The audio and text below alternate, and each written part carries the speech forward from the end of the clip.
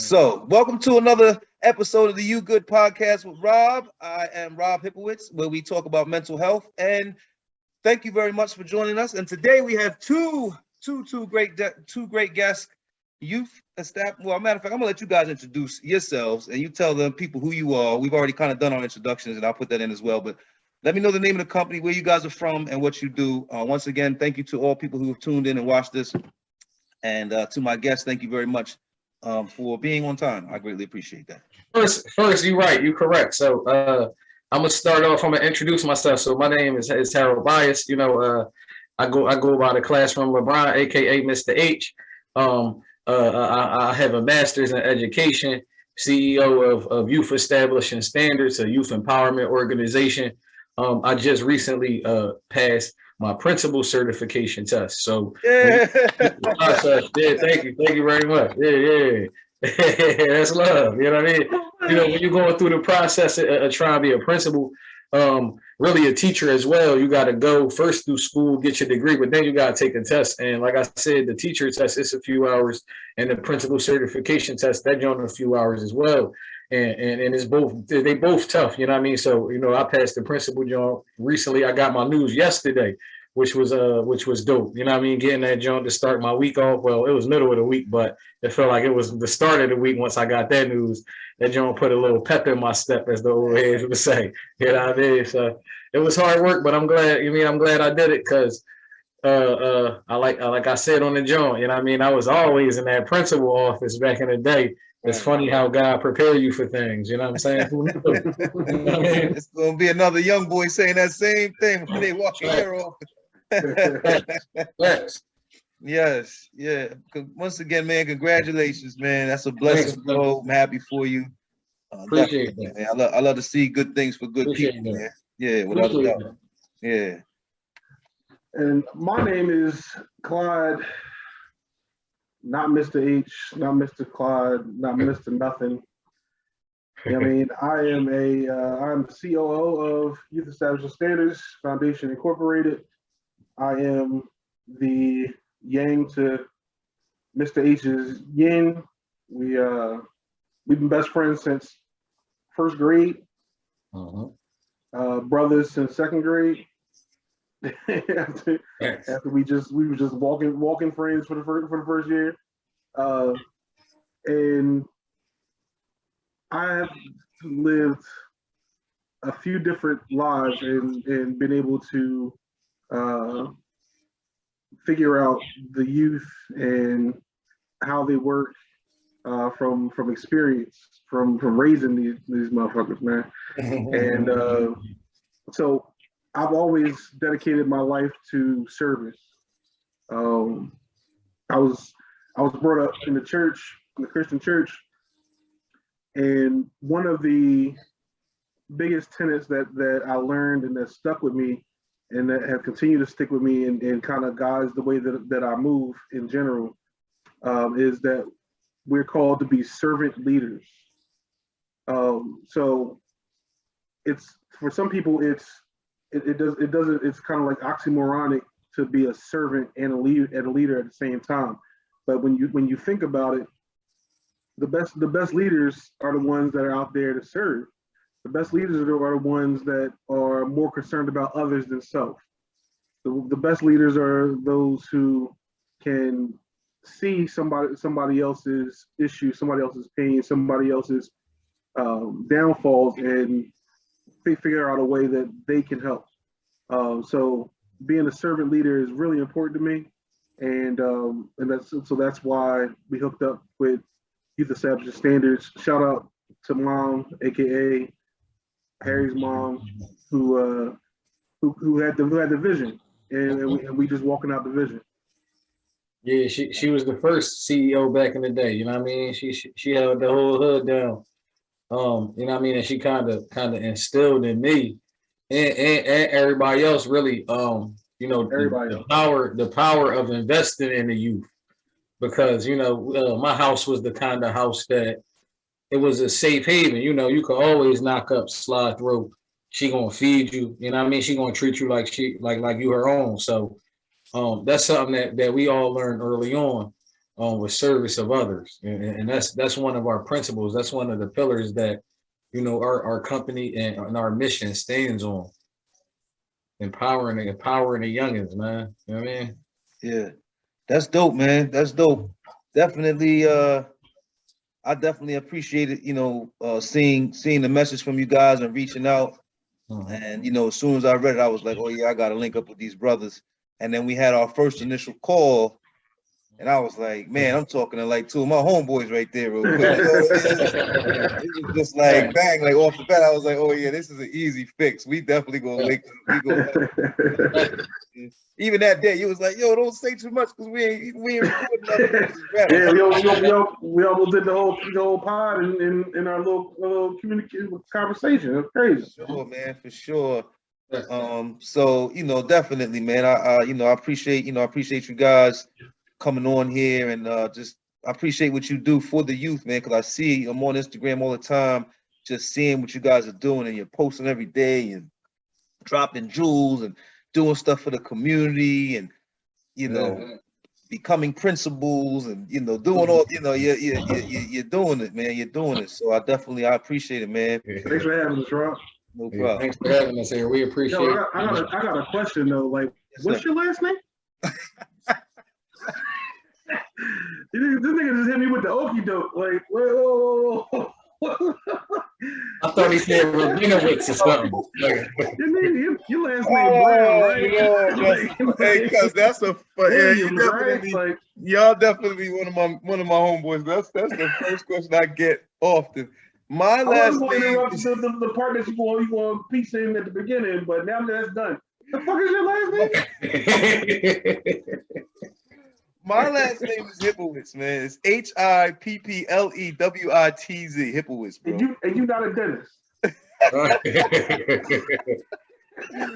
Nah, but they always go ahead. They always think they got the wrong person when I walk into the dentist. They be like, "That's not." Mr. Hippowitz? Yeah, that's me. No, not you. Yeah, Not you.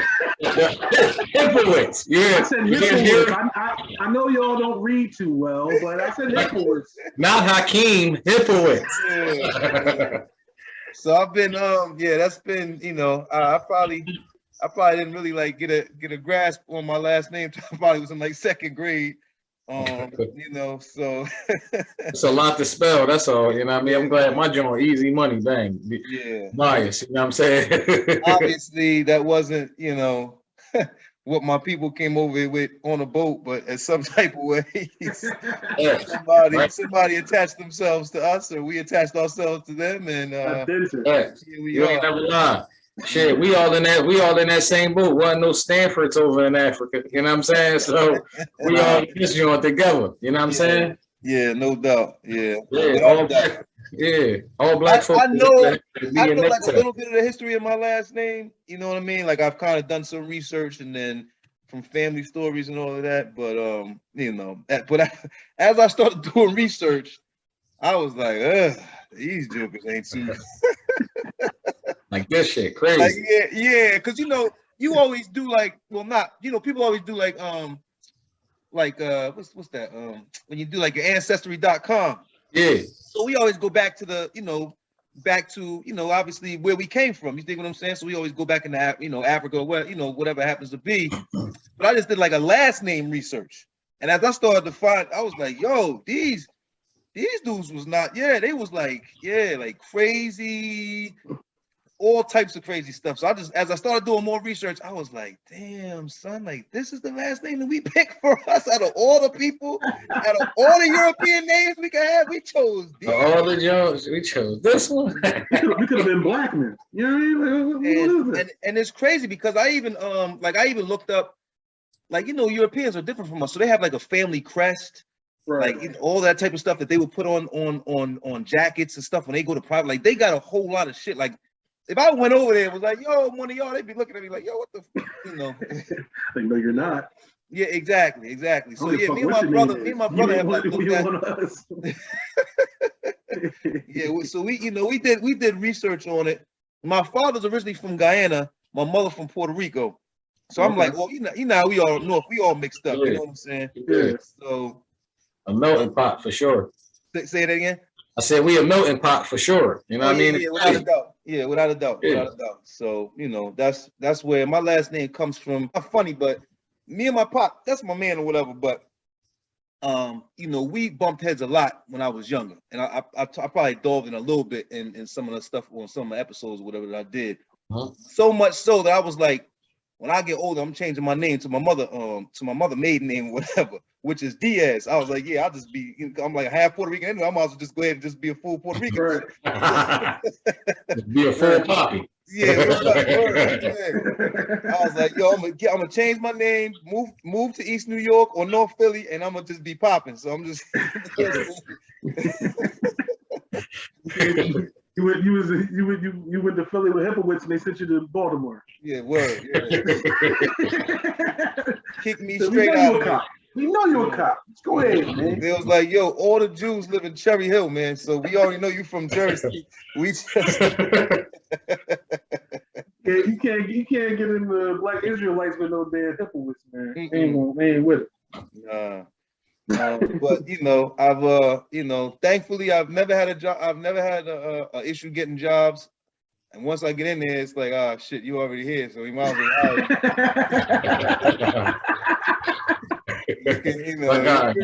you're pretty intelligent. You talk with, you got some sense. So all right. Yeah. All right, come on in there. Yeah, that's the love. Yeah, that's the Harold. You know what I mean? My first day at Harold. Like Harold, yeah. Come on, Harold. I stand up. Yeah, what's up? Call me H. They were like, oh shit. Damn it, he got us. Yeah, for sure. And just give me a little bit of the backstory of the company. So my name is Clyde Stanford. I am the COO and co-founder of Youth Establishment Standards Foundation Incorporated. We are a youth empowerment organization, primarily based in Philadelphia metropolitan area. We are all about trying to get the youth in a position where they can be productive and positive people as they go out there in the world to be adults. One of our slogans that I'm sure my partner will talk about at some point during the pod is we like to teach what the school don't teach. So we focus on trying to educate in all facets of the man or the woman so that they learn things that we may not have learned when we were coming up. When we were coming up, nobody taught us about credit. When we were coming up, nobody told us about money management. Yeah. When we were coming up, nobody told us about self-control. Yeah. You know what I mean? So all we learned was you better know how to count 2 + 2. You better be able to spell, and you better know what the periodic table elements is. That's all anybody cared about. If you can do those 3 things, you could graduate from high school. Okay? Yeah. So we want to make sure that we supplement our youth with knowledge and with experiences and with the ability to function as an adult. And the way that we do that is by being a hub for other organizations and allowing what all the work that they've done to be able to kind of shift that around and help another organization that needs what they have. I'm sure we'll go into that later on, but that's the crux of what we do with Youth Establishment Standards. Yes, sir. Thank you very much, bro. I say we like Voltron. I mean, like the Power Rangers coming together. You know what I mean? It's we try to bring all the different pieces of the puzzle together, and so far so good. Everything been working effectively. Just to introduce myself, my name is Harold Bias. I'm the CEO of Youth Establishment Standards Foundation, Inc., co-founder with Clyde Stanford. We started this about a year ago now, and everything has been growing to the point where it is now. It's a beautiful thing. We've been able to partner with the Free Library of Philadelphia and establish some community libraries in neighborhoods that are not in walking distance to their free library branch. The free library clusters help us provide them with books. We've been able to partner with different organizations and do we've done book bag drives, coat drives, an array of different things. And that's kind of what we strive to do. We try to empower the community, but also do that through empowering the youth. So we kind of keep the youth involved with everything we doing. And a lot of the organizations that we keep partnerships with are mentorship programs and other programs that empower the youth. Because for a lot of the issues we see in the community, getting the youth invested in something positive early in their lives is really the key from them avoiding them pitfalls and them struggles. So we try to provide that for them. And it's a lot of what we found is it's a lot of people that want to help. But when they think of charity and they think of helping others, people think of it on a scale of like, I don't know, everybody think it's so much like, oh, I got to do so much. I can't do that. I got to give a week of my time. I can't do that. But really it'd be like, if you spend 15 minutes with a young boy, that's all that matter. Like you could call a kid, talk to him on FaceTime for 5-10 minutes.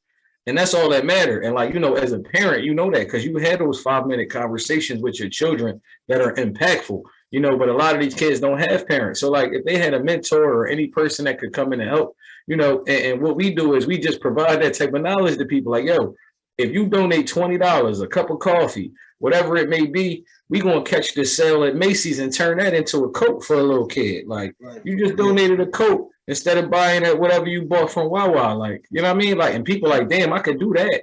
So, when Clyde say we a hub, we a hub for smaller organizations and other organizations and bringing that together and bringing those people to the resources. But we also a hub for donors, for people that would like to help but don't know how to help. You know what I mean? We point them in the right direction as well. And what our goal is that, it can kind of work together in a big cycle, like a figure eight, where, we're a community. That's one of our big things, you know what I mean? The community. So, having everybody come together. And one of our other slogans, we big on that. We big on mantras because we speak things into existence over here. So, one of our big things is together we win. You know what I mean? And when a community sustains itself, everybody wins because that's really what it's about. So that's what our organization stand on. And our vision for our future in these next couple of years is just to grow that idea. And not only from our community in West Philly where it started to, a lot more communities and impact a lot more youth, on a larger scale. Yeah, that's definitely dope, man. That's definitely dope. And I commend you guys, for doing that because like you said, a lot of people maybe have the want, but then don't necessarily have the will, or they have the want, they don't have the know-how, or they don't have the connections or whatever, but you guys have brought all of that stuff together, the knowledge, the understanding, and then just the want. A lot of times it's just like, look, I just know that this is bigger than me. And then just having that in your mind is just like, look, I just got to go ahead and do it. You know what I mean? I just got to go ahead and just put my feet on the ground and take these steps and everything else will start to fall in place. So I commend you guys because I see what you guys are doing in the community. Well, that's exactly what happened with us, right? Like yeah, we have been kicking this idea around for years. Like we said, his mom, shout out to Mr. Anna. She wrote up this program the program that we started this from. She wrote that up years ago. Right. A decade. Harry came to me with a PowerPoint that was put together that with our mission and all that, and was like, yo, we should really do something with this. That was a few years ago. And we was like, yeah, we going to. And then last year, God just said to both of us, like, just do something. Yeah. Do something. If you build it, you just do something. I know he was gonna say it. If you just do something, then I'll show you where you go after that. But just do something. Like don't just talk about it, do something. And so that, but we did. We literally just picked one task and we completed that task. And then once we completed that task, we're like, oh, well, that wasn't that hard. All right, let's do the next thing. And we've just been going from there. Yeah, that's working with youth and working with kids, and then especially when you do it like kind of on your own. I've done the same thing with the podcast and mental health. It's you just one day, especially since the pandemic, a lot of people had a chance to kind of sit down Like, you know, the pandemic sat a lot of people down, sat basically everybody down. So, Right. you know, it's a lot of those ideas and all those things, you know, people were able to bring to fruition. A lot of people started businesses. Like you said, a lot of companies kind of went down, but then a lot of companies started too. A lot of people started business. A lot of people started working with people that they might not necessarily have worked with before. A lot of people said, you know, look, I can do some things on my own. And I've always wanted to do a mental health podcast. Like I've always wanted to speak about it because it was something that was just near and dear to my heart, something that I've, you know, gone through. So I know I could just speak to it. So once it happened, much like you guys, you just kind of put it out there, and then once it happens and you kind of get some good feedback, or you see how it's starting to roll, you're just like, okay, all right, you know. But it's a consistency thing, and it's like you see a little bit of progress, but you're like, oh, you know, you don't want to stop there. You're like, look, I just want this to keep going and keep motivating and get bigger and bigger and bigger, so it can affect more people. Because you know, you guys are affecting change and trying to show a difference and trying to show some positivity and trying to show like, look, if we just two dudes from the neighborhood and we can get this ball rolling, or we can, you know, we reach our hand out to people, not necessarily giving things, but just information. Because, you know, a lot of you guys are giving out wealths of information, wealths of facts, wealth of knowledge, to where, like you said, people are just like, oh, it might be too much, I didn't know I could do. And you're just like, look, I just need a little bit. And if I get 1,000 people to just give a little bit, that's $2 a month. a whole lot. Yeah. So, you know, That's why our monthly giving structure, we start with $2 a month. So we have four different levels: $2, $10, 25, and 50. Right. And you know, if you can, anybody can give $2 a month. For sure. Do you want to? And that's everybody's choice. That's everybody's business. Yeah. We ain't hounding nobody for nothing. Yeah, I just had to tell my man, you know, that's less than a cup of coffee. That's what I told my coworkers. I just had to tell my homie, man, that's less than a pack of backwoods, dog. Like, it ain't no excuse. Yeah. You know what I mean? And when it comes to giving back, when I say it's no excuse, I'm not referring to people that don't want to give and don't want to help, because, you know, there's people out there, you know what I mean? It is what it is. You're going to do what you do. But if you out there and you want to help and you want to contribute, you know what I'm saying? Buying a little kid a Coke that costs $25, that may be out of your reach. That's real talk. Right. But, like, you know what I mean? A little young $2 that add up, because you know, those small wins add up to huge victories. And you know, you get 1,000 people that donate $2. You know, that's $2,000. That's enough money really for us to help a kid get to college. Like, you know what I mean? Because we work with an organization that do that. They prepare kids that was homeless, who don't have no family backing, no help, you know, financial aid slim. They help get all the stuff you need to college. The school, they might give you a scholarship to get there. You know, it's a free ride, but you got to literally get there and have the stuff you need while you're there.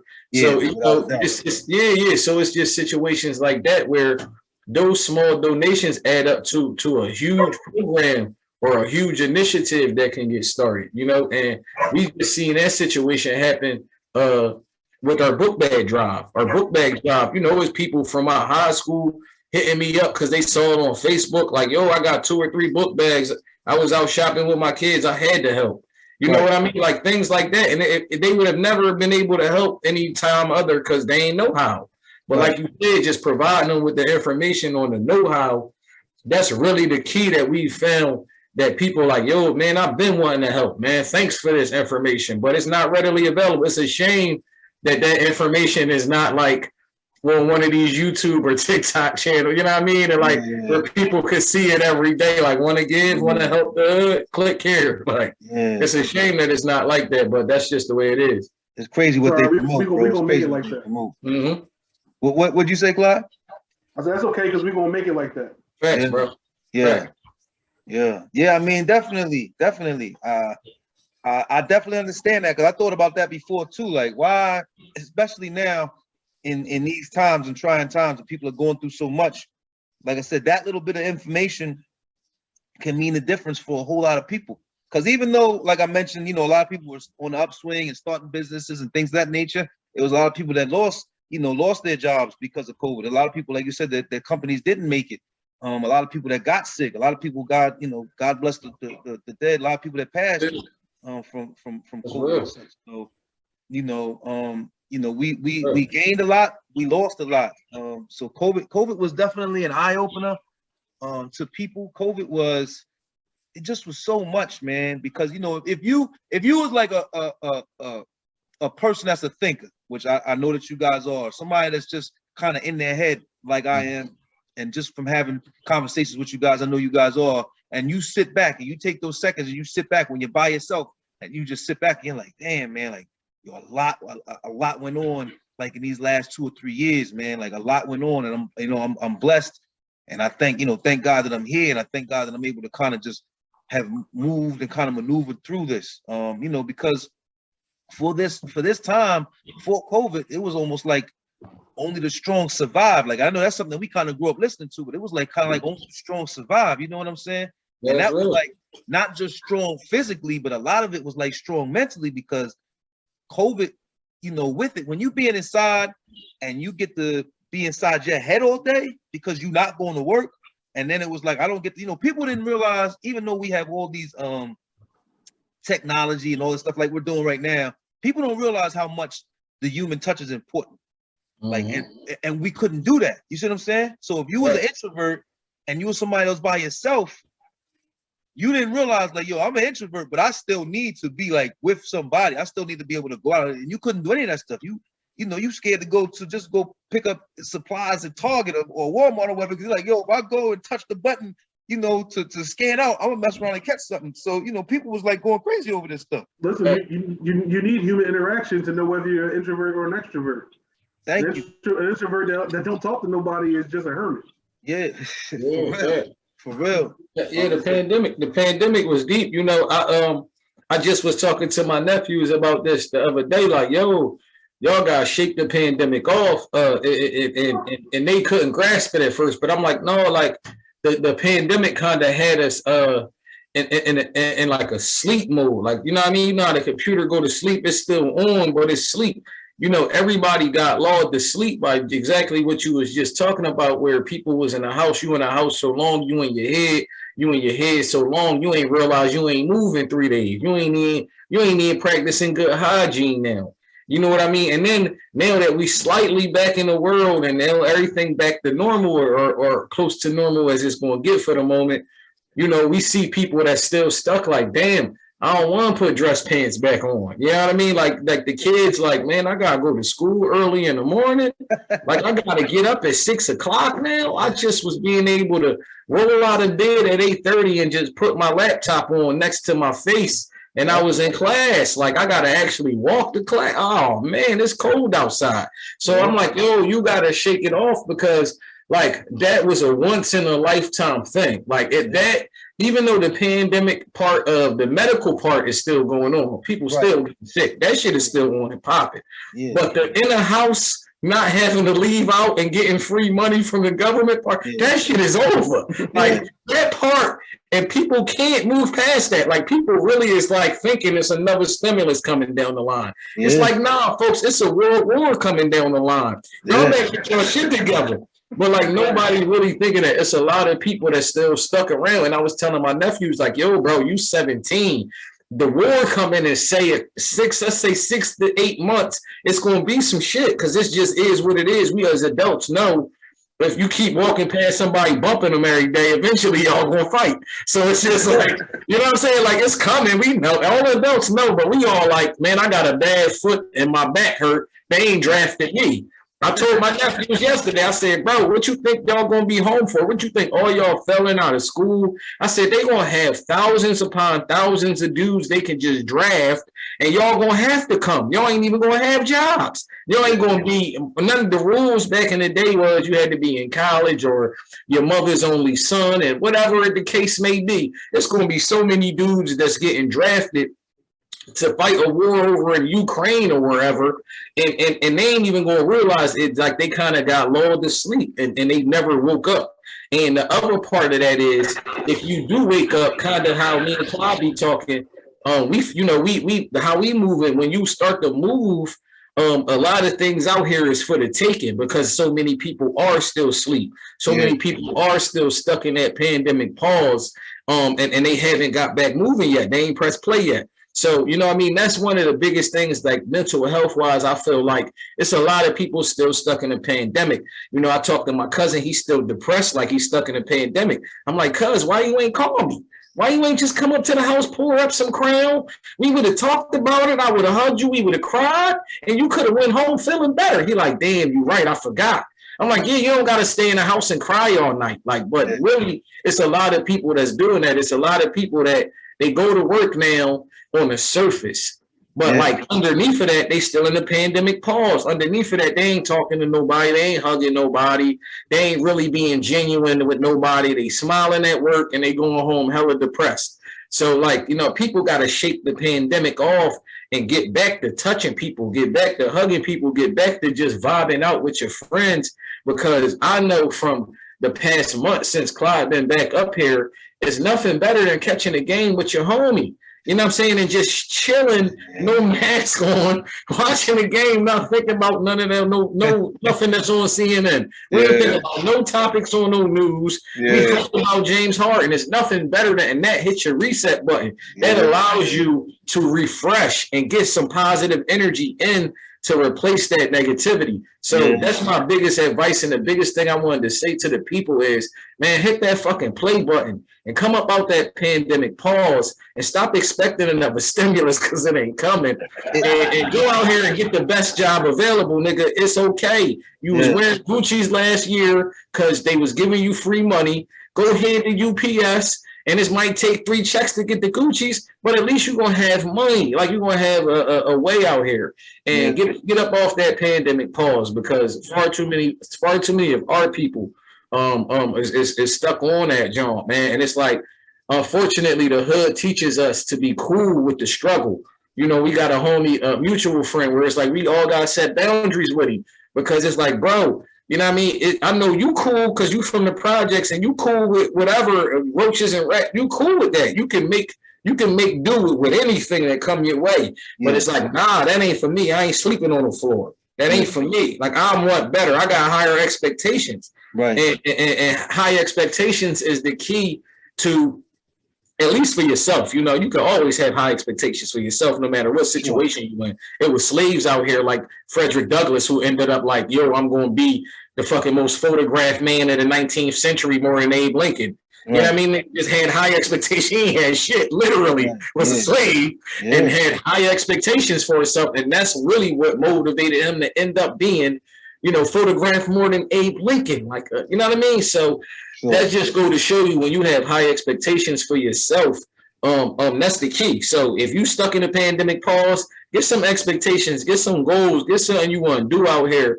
And that'll usually drive you to kind of get past that speed bump, because in my eyes, a lot of the roadblocks and the barriers and the hurdles that we encounter throughout life, you know, some people get stuck there, but you know, smarter people just use it and maneuver past it and keep it moving. You know, you gotta keep it moving in order to get to where you're going. That's one of my quotes. I'm gonna end on that though. I ain't want, you know what I mean? That's just something I wanted to say. I've been thinking a lot about, and I was talking to not only my nephews about, but my students, like, yo, y'all gotta shake this pandemic thing off, man. Like, you know what I'm saying? Like, and y'all gotta get moving again. People gotta get moving again, because it's impacting our mental health in a way that we ain't never seen nothing like this. This level of depression, it's people that we was always like, yo, you the happy boy. He depressed now. It's like, damn. You know what I mean? So we got to really get past this this pandemic mindset. You know what I mean? It's serious, man. It's serious, and people don't realize the toll it took on people, man. Because you cannot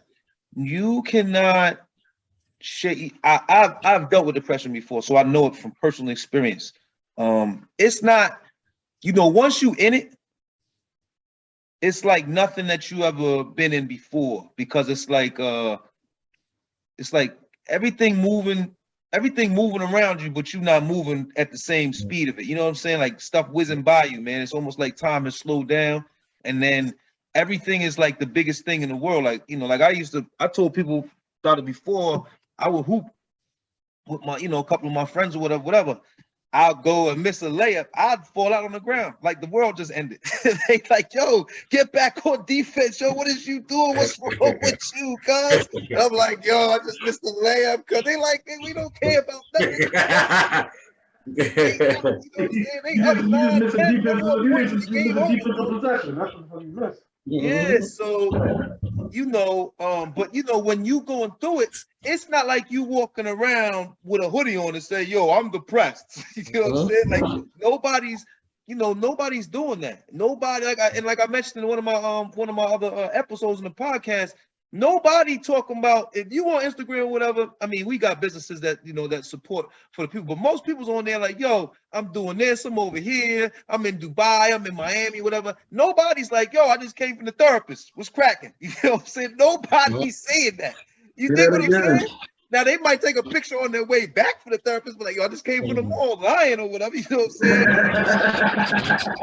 Yeah, but you know what I'm saying? So I dig it, bro. You know what I'm saying? So it's the pandemic has put people in like you say, in a mode almost of sleep, and a lot of people just haven't woken up from it, and unfortunately, man, a lot of people won't wake up from it because it was something like so unexpected and came out of nowhere. It's gonna be, that's the after effect of it. You know what I'm saying? So the physical sickness of all of that is the one thing, but it's the mental health part. Because what happened was it wasn't just the pandemic. So it was like all the racial issues that was going on, all the the stuff with the presidency, and then all George Floyd and Black Lives Matter. You know what I'm saying? So it was like, it wasn't just one health thing. So all this stuff was tricking on your mind. You know what I'm saying? And if you guys are anything like me, if you're just scrolling through whatever YouTube, whatever, like you get a constant barrage of it. You see what I'm saying? Look at what this cop did to this dude. Look at what this cop did to this person. Look at what you know what I'm saying. So what I've always tried to even explain to some of my some of the teachers that I work with, some of the teachers that I work with, I said, look, your son or your husband will never know what it feel like to wake up every day and know you gotta, especially for me, what I think, I download the information. Any point in time when I walk out this door, it's a good chance that I might not make it back. And that can be from an issue or somebody that takes the life from me that look like me, or somebody that take the life from me that supposed to protect me. And I'm like, yo, you don't know what that feel like. And I gotta download that information every day. And I don't live in a bad area, whatever, but you just never know. You see what I'm saying? No, they got a clinical term for it. Yo, it's called black fatigue. And what it equates to for us is it's hard being black. You know what I'm saying? What Paul Mooney say? Everybody want to be a nigga, nobody want to be a nigga. You know what I'm saying? That's real talk. Like, it's so hard to just wake up and I'm speaking for I didn't George Jefferson strolled on them. You know what I mean? So yeah. I might be one of like 3-4 black guys in my neighborhood. And I go through black fatigue just by having to have the same conversation over again about George Floyd, because everybody want to know how I think, because I'm the only black guy they know, So it's like those type of things. It's stressful just to wake up and be black and see somebody that look like you killed for nothing, and see lynchings throughout history, and see all of these things. Really, in my personal belief, in my behavioral psychology background, I feel like it's almost like intimidation. I call it plantation psychology. And just to touch back on what you talked about as far as we not being able to express going to therapy and needing mental health services and things like that come from the plantation. Like, imagine a slave complaining that he depressed. Like, what? Like, imagine the civil rights. Imagine Martin Luther King therapy session. Like, what was Malcolm X gonna say to a therapist? Like, you know what I'm saying? Like, we're not allowed. We not. And society say to us, well, y'all technically human. Y'all supposed to be able to vent and have a therapist. But real rap, society been telling us for hundreds of years, niggas shut up and dribble. You know what I mean? Like, so at the end of the day, it's so hard for our culture to get past that. It's so hard for our people to move past something that's been embedded in our DNA, that trauma that's there from generation after generation, of where we couldn't say nothing. We couldn't speak up. We ain't had no voice.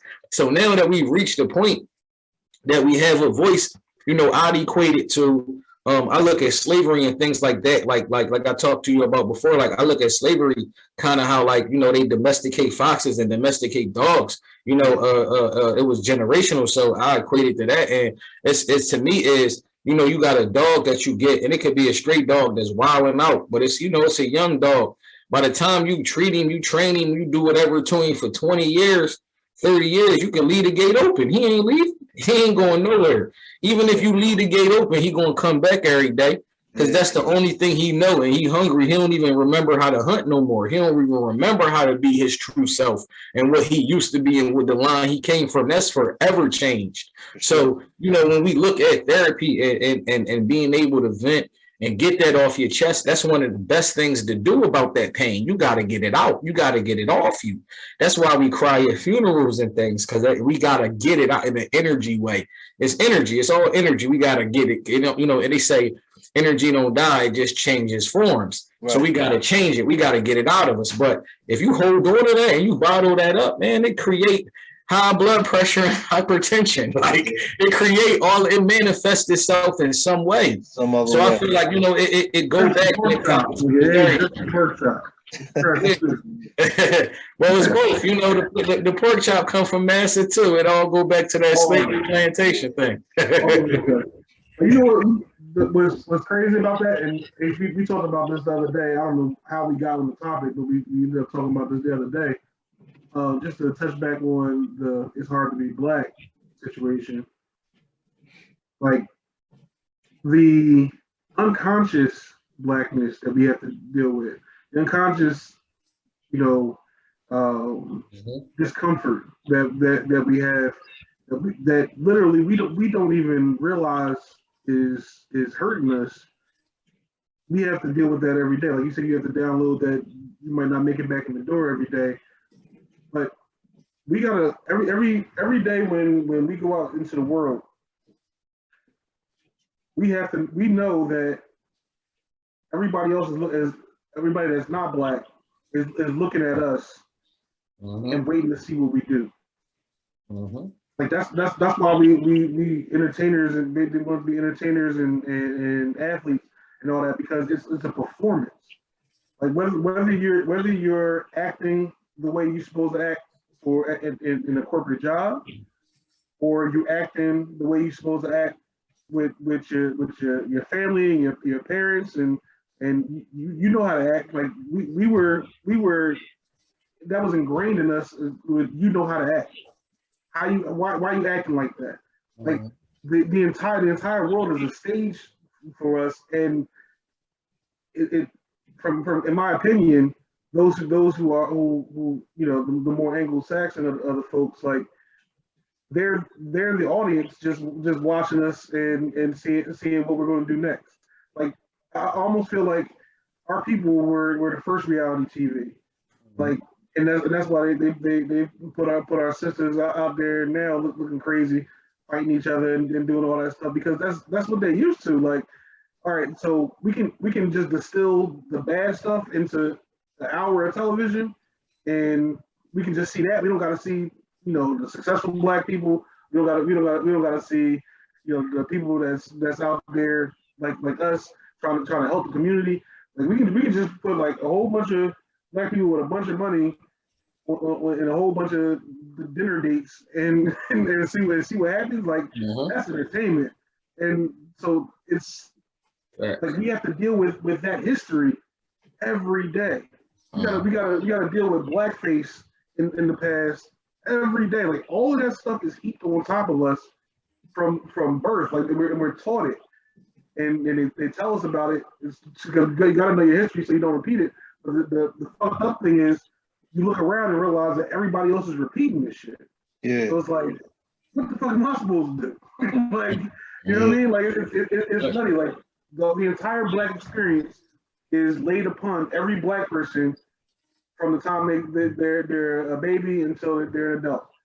And that's why we want to lay some the black experience on some people. Like, let's learn about some stuff that's actually going to help you in life. Let's learn about how to manage your money.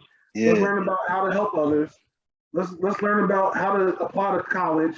Let's learn about whether or not you need to go to college or not. So let's learn some things that are really important and that can really help you, and not just learn about all the negative things that we've been programmed to think about ourselves. It's crazy.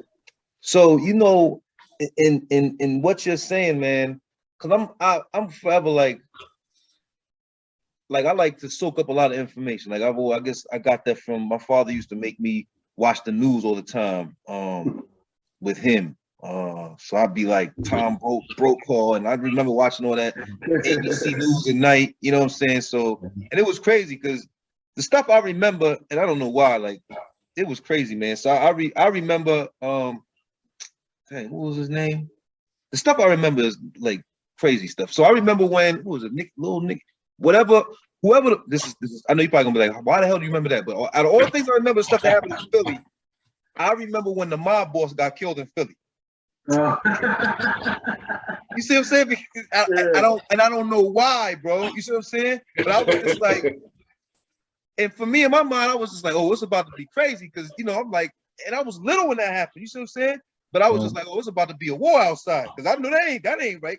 And it was like stuff that I would download, watching the news. Now, granted, all the other stuff was going on in the world, but that was like the stuff that I downloaded. So it's like when you're introduced into some, because the news is, and as I started to get older, and I had a political science teacher, his words were to us in the class was like, yo, if it doesn't bleed, it doesn't lead. Mm-hmm. So as I got older and watch, I was like, oh, so it was meant for me to download that negative stuff as a person watching the news. You know what I'm saying? So I was like, and I always thought about that. Like, why did that, out of everything that's happening in the world, why did that stick with me? Like, why was that important? Like, why, you know what I'm saying? Why did that happen? Because obviously that gentleman had significance, but in a role of, he was a criminal. You dig what I'm saying? But it mattered. It mattered because that's what, that was, say that again? Joey Merlino. There it is. Yeah. Little, yep. So, but it mattered, but that's what they let it off with. You see what I'm saying? And then it went off into, and it's crazy how they do that. They talk about all that stuff, and then they be like, oh, Mike Schmidt hit 3 homers today and made for, so I'd be like, you know what I'm saying? Like, yo, what this? And then the last 2 minutes of the Joe, and they're like, oh, and they're playing the community garden in West Philadelphia. Exactly. All right, everybody have a good night. Yeah, it's gonna be 60 degrees tomorrow. Wear your jackets and your bulletproofs. See, God bless and good night. You know what I'm saying? So I'd be like, yo, like, so why is that the stuff that? But my reason for saying that is what we give off and what we teach and what we portray to our children is what they gonna soak up. You see what I'm saying? And what they gonna go out into the world with. So from young, I've tried to make sure that I give my son affirmations. I tell him, I said, look, you are smart, you are intelligent, you are a superstar, you are strong, you are all these wonderful things. And I make him say that to me every day.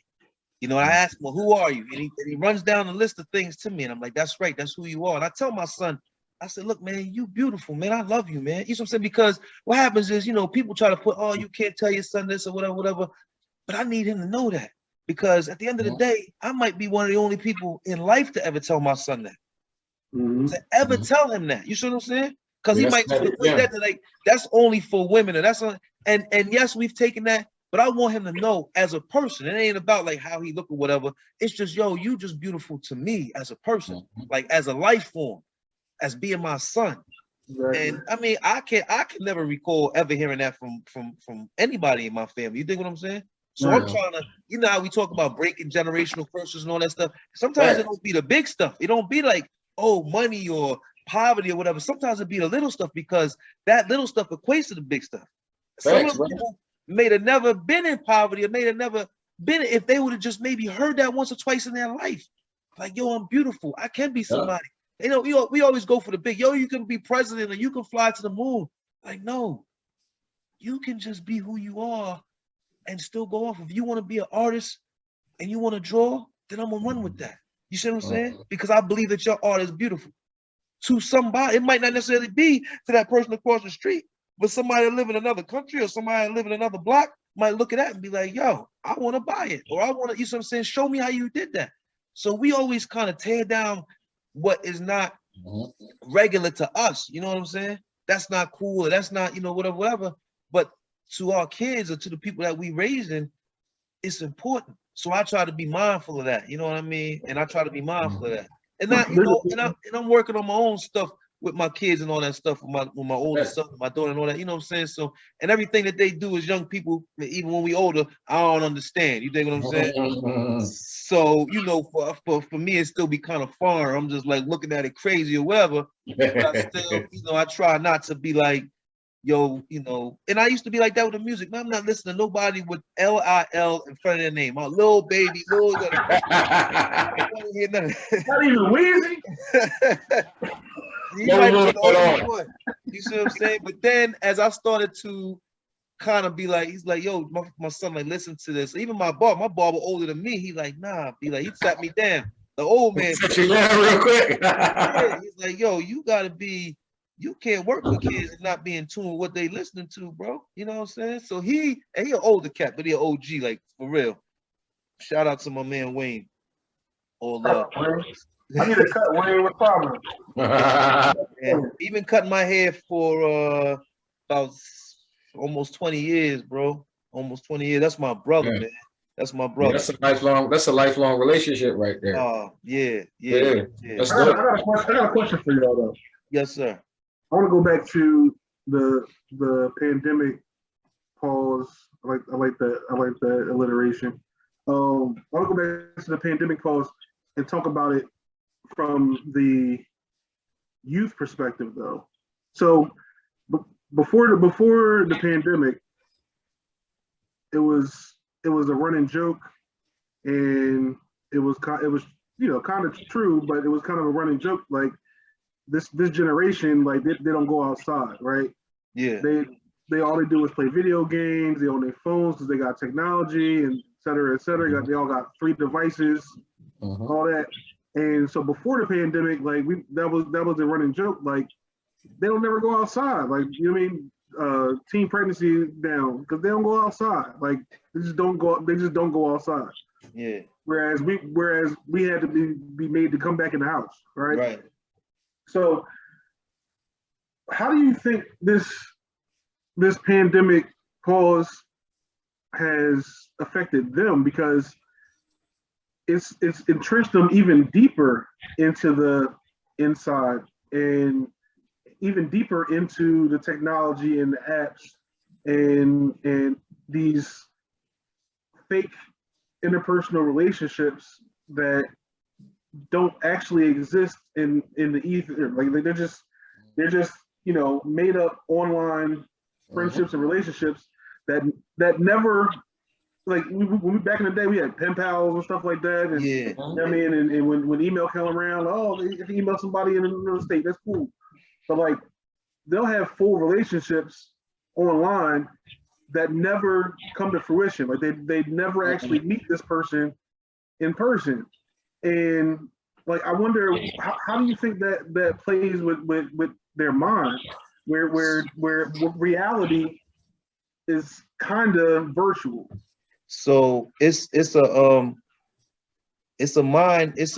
so companies, Google, Facebook, Instagram, all that stuff, understand everything that is going on.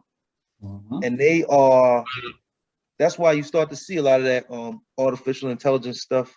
That's why the metaverse has just come in. I mean, it wasn't done, like somebody saw the pandemic and saw the metaverse and was like, oh, that's a perfect marriage. You see what I'm saying? Because people was already living in their head. So now if I give you an actual place in your head to live, and you literally never got to go out of that space, oh, this is perfect. And then I can add things that are almost tangible. So now you can buy a house in the metaverse. They have digital currency. They have you can invest your real money into things that are artificial technically, because you can buy a house in the metaverse in whatever, I don't know, in Houston metaverse, but it won't be actual Houston. It'll just be a blip on a computer, but you bought this mansion in the metaverse. You know what I'm saying? So it's just crazy because it's almost like dreaming, bro. You know what I'm saying? Like you just, what's that movie that Arnold Schwarzenegger was in, man? That he when he woke up, what's that movie called, man? Total Recall. Total Recall. Bag. You see what I'm saying? Uh-huh. So it's like we almost at that point. Like yo, I can stick this whatever on your head. The Matrix point. Yep, the exactly. Matrix. I'm gonna put you to sleep, and you're gonna stay asleep, and you're gonna be okay with it. You don't know it's augmented reality. So these kids don't know how to have these conversations. I don't really see a lot of young people on Zoom having conversations like we're having. And I'm not saying that they're not, but I don't really necessarily see it. That it's not. I got an 18 and 17-year-old daughter and son, and I'll tell you, they're not having these conversations. They're not having these conversations. They're having lots of conversations, but nothing substantial. And the problem one of the problems that I saw that this, especially this teenage group is having, and if you can probably talk this with your nephews, and their mental health is directly tied to their virtual reality. They're between the music and all this sad, like whatever it's called, music. I forget what it's called, but they got four or five artists killing themselves or ODing. That's all they favorite artists and all that. And then that happens, and now you got millions of teenagers that fall into depression. Yeah. Like, when Biggie and Pac died, like that was horrible, and it made us feel bad. But we was out in the fresh air talking about it, right? Like they're on headsets or AirPods or whatever, just talking into virtual reality and sharing pain and going back and forth. And their music is about pain, and the games are about pain, and the youth and YouTube is programming them to watch pain. Like their entire existence is about pain, and they never can come out of it because that's their whole world, like you said. But by the way, shout out to the metaverse. If you're watching this, make sure you go get some land in the metaverse, because that's the next gold rush. So by the way, it is. I mean, it definitely. But your point is valid. But make sure if you're watching this, whoever 3 people that watch this, go get you some land in the metaverse, because I am, and because there's not much left. You gotta go through a realty.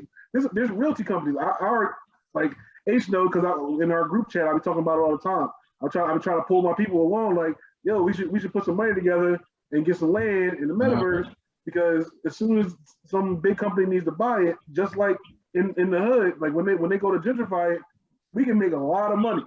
So I just want to put that plug in there for the metaverse. But you're right, there's virtual reality is their reality, and 10 years from now, like that's going to be more prevalent than being outside and seeing a friend of yours at the store. Yeah. Yo, I want to just give, I'm gonna call it a unique perspective on the pandemic and what happened with our youth, like what happened with teenagers. So, I looking at history through a lens, I feel like it started with our generation. So what I say is, like, the question I would ask you is, like, yo, was you manipulated by TGI Fridays or Saturday morning cartoons? Like, did you feel like you had to watch them? Like, that was really the first step in reeling in. Like, the psychology behind business is amazing to me, because companies, billion-dollar companies, spend millions of dollars on psychology just to understand how their customers' minds work. And then they capitalize on that. You know, we live in a capitalistic society. So as a whole, if you look at how things have gone throughout this pandemic, and you see the amounts of inflation and you see the profits that these big time companies have made. Most of the companies are tech companies that go hand in hand with all of these kids corresponding with each other back and forth. So like if you look at that booming business and you look at what that's becoming and you understand it through what history's lens has given us, I feel like it's a plan. And when I say a plan is like they lost a whole generation on purpose. Like back in the day, we used to have this game where, and I was like I was a short, fat kid. So they used to always try to get me, my cousins, but I was fast too, because I could keep up. But it was a game that we used to play where it was like we had run on people. So it's like we all walk into the store, and we would pick somebody like, yo, man, all right, yo, we gonna run on Rob. All right, when I count to 5, he don't know. And you the only one don't get told. We all homies. It's all in good fun. It's just funny. Like, and like you sitting there talking to us like, yeah, Rob, it's crazy out here, ain't it? It's like, yeah, bro, it's crazy. We just run and hit the corner on you. And you chasing everybody, yo, what the hell is going on? What are y'all doing? But it's like we just lost you on purpose. I feel like that's what society did to this whole generation of youth. There's literally kids that are now graduating high school that was in 10th grade when the pandemic hit. And they ain't really getting no school because I'm a teacher. And this virtual thing, it wasn't really authentic education to what we could actually compare it to what we had. So when you look at it that way, it's like it's kids that skip lives. Like they skipped the grade. Back in the day, you only skipped the grade if you was the smartest of the smartest. But they literally skipped the grade for the dumbest motherfucker in the class too. They literally skipped the grade for the gangster, the nigga that carried a gun every day. All he had to do was click enter and come into a fucking virtual room and look at the teacher every day. Good morning, Mr. Rob. How you doing today? And he getting marked president and they giving him an A because everybody was in sympathetic. Oh, poor baby. We all going through a pandemic. It's okay. Oh, mental health is wealth. Feel bad for yourself. Hug yourself. Love yourself. And as soon as shit opened back up, it was like, nigga, come to work. Where you at? Why you ain't at work? You sad. Nobody give a fuck if you sad. You essential. Bring your ass to work. Yeah. So I feel like a lot of these kids got pushed through the system. Like, they ain't even get a chance to have a prom. Like some of these niggas ain't get yams yet, and they graduate in high school now, about to be forced into another ass job at Royal Farms. Like, you know what I mean? So I feel bad for the kids because I feel like this is one of the it was a book or a rap song or something like, you know what I mean? The streets eat their young. You know what I mean? This is an example of the American society eating its young. Because that's all it did was it came along and any kid that was age 15 or older when the pandemic hit got fucked, man. And I know I want to rephrase that. I'm not going to say any kid. I'm going to say poor kids because something I know from the neighborhood I live in now is all the kids that went to private school magically didn't miss a beat. Like while the pandemic was happening and all the other schools were shut down, it was like this one private school bus coming through the hood to grab like 3 or 4 kids. And I asked, like, I'm a whole teacher. It's like, my school shut down. Like, what the fuck? How are they open? They're like, oh, that's a private school. They can do what they want. And I laugh like, it all makes sense now. Because those are the 3 richest people on the block. And they 3 kids don't go to school with my kids. My kid's in the house with me. Meanwhile, his kid is in the chemistry lab dissecting fucking frogs right now. And after that, he got economics and he gonna learn what ETFs is. And he ain't gonna miss a beat because his dad paid for it. Meanwhile, the other 90% of these kids out here, not only did they miss a beat, they missed the whole fucking song. So they lost in the sauce right now, and they gonna be lost in the sauce when we invade Ukraine and gotta fight Russia and China over that motherfucker, and they gonna be prime pickings for them to get picked off and sent in their drafts and all types of shit, and they ain't even gonna understand why. And the saddest part of it all is gonna be, it ain't gonna be black, white, it ain't gonna be no, it's gonna be all of them. You know what I mean? They lost all of them. They ain't just lose the hood, they lost all of them. Like every kid was in the 10th grade to the 12th grade. They lost. They smoking weed on these fucking vape pens. They fucking like bunny rabbits. You know what I mean? Like they lost and they on Fortnite heavy. You know what I mean? They got the gorilla thing is they new profile image. They know more about cryptocurrency than Clyde. You know what I mean? And it's like they literally telling their parents, like, Mom, you don't even know what the fuck you talking about. You've been a nurse your whole life. You only make $80,000 a year. I could pay for that with my Yeezys. Like, you know what I mean? Like they really got a whole different world out here. And if they do it right and they smart about it, they can make money as a YouTuber. So, like, what can you tell me about college now? Yeah. All of the old standards that applied to life and success have literally been changed and spun around and turned on his head. So it's hard for us now to even counsel the youth. It's hard for us to mentor them because they looking at us more than ever. Like, y'all don't know what the fuck y'all talk about. You know what I'm saying? Like, come on, bro. They just invented TikTok 5 years ago. What you know, Mr. H? You ain't even know what that was 5 years. Like, so it kind of put all the guys like us, the teachers, the educators, the fathers, the parents that are trying to mold our youth in the right way. It put us at a huge disadvantage. The fact that all of our youth got lost like they did, you know, they got lapped in the race, man. And it's sad because the pandemic, it pulled them so far back.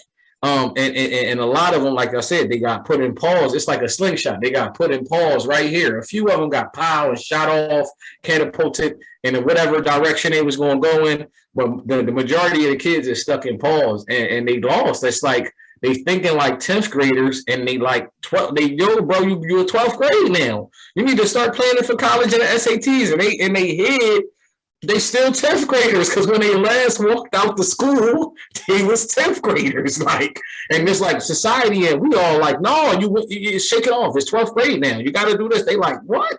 I ain't even never get a chance to go to prom. That was I missed the soft hop. Like all these milestones that psychologically trigger your transitions in life, they ain't experienced none of that. They like, damn, I went from playing little league, like my neighbor, for example, my young boy went from like little league baseball to driving. Like driving, now he hanging with his homies and shit. He don't fucking play those sports no more. This nigga got a girlfriend.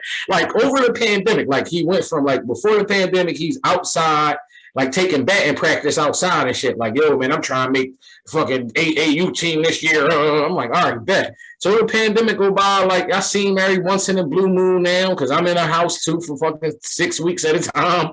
By the time I come back out, he done grew 6 inches. I'm like, oh shit, what's up, bro? He's like, yo, what's going on, Mr. Bob? I'm like, all right, damn, what you up to? He's like, nothing, you playing baseball? No, not this year. COVID shut it down. I'm like, all right, you gonna get back at it? He's like, yep, as soon as I can. See him again 6 weeks later, he with his girl. We're like, got his arm around her and give me the deuces. Like, yo, Mr. B. I'm like, this motherfucker that got cool, he got yams. It's over. Look, I didn't get a chance to talk to him there. See him 6 weeks later. Yo, what's up, bro? You good? Oh, yeah, I'm good. You playing baseball? No, I ain't got time for that. I'm working, though. I grabbed the car. I said, man, you a whole grown-ass man. Through the pandemic, you went from, yo, can I shovel your front before you take your trash out, boy? This boy got a girlfriend and everything, about to have a family in a year. Like, you know what I mean? And that's what happened to most of the kids, man. I feel bad for them because it went boop and skipped their whole life. Like, yeah. It's crazy. Yeah, like you said, it changed so drastically, so fast, you know, it just happened. Like you said, you got a 17 or 18-year-old,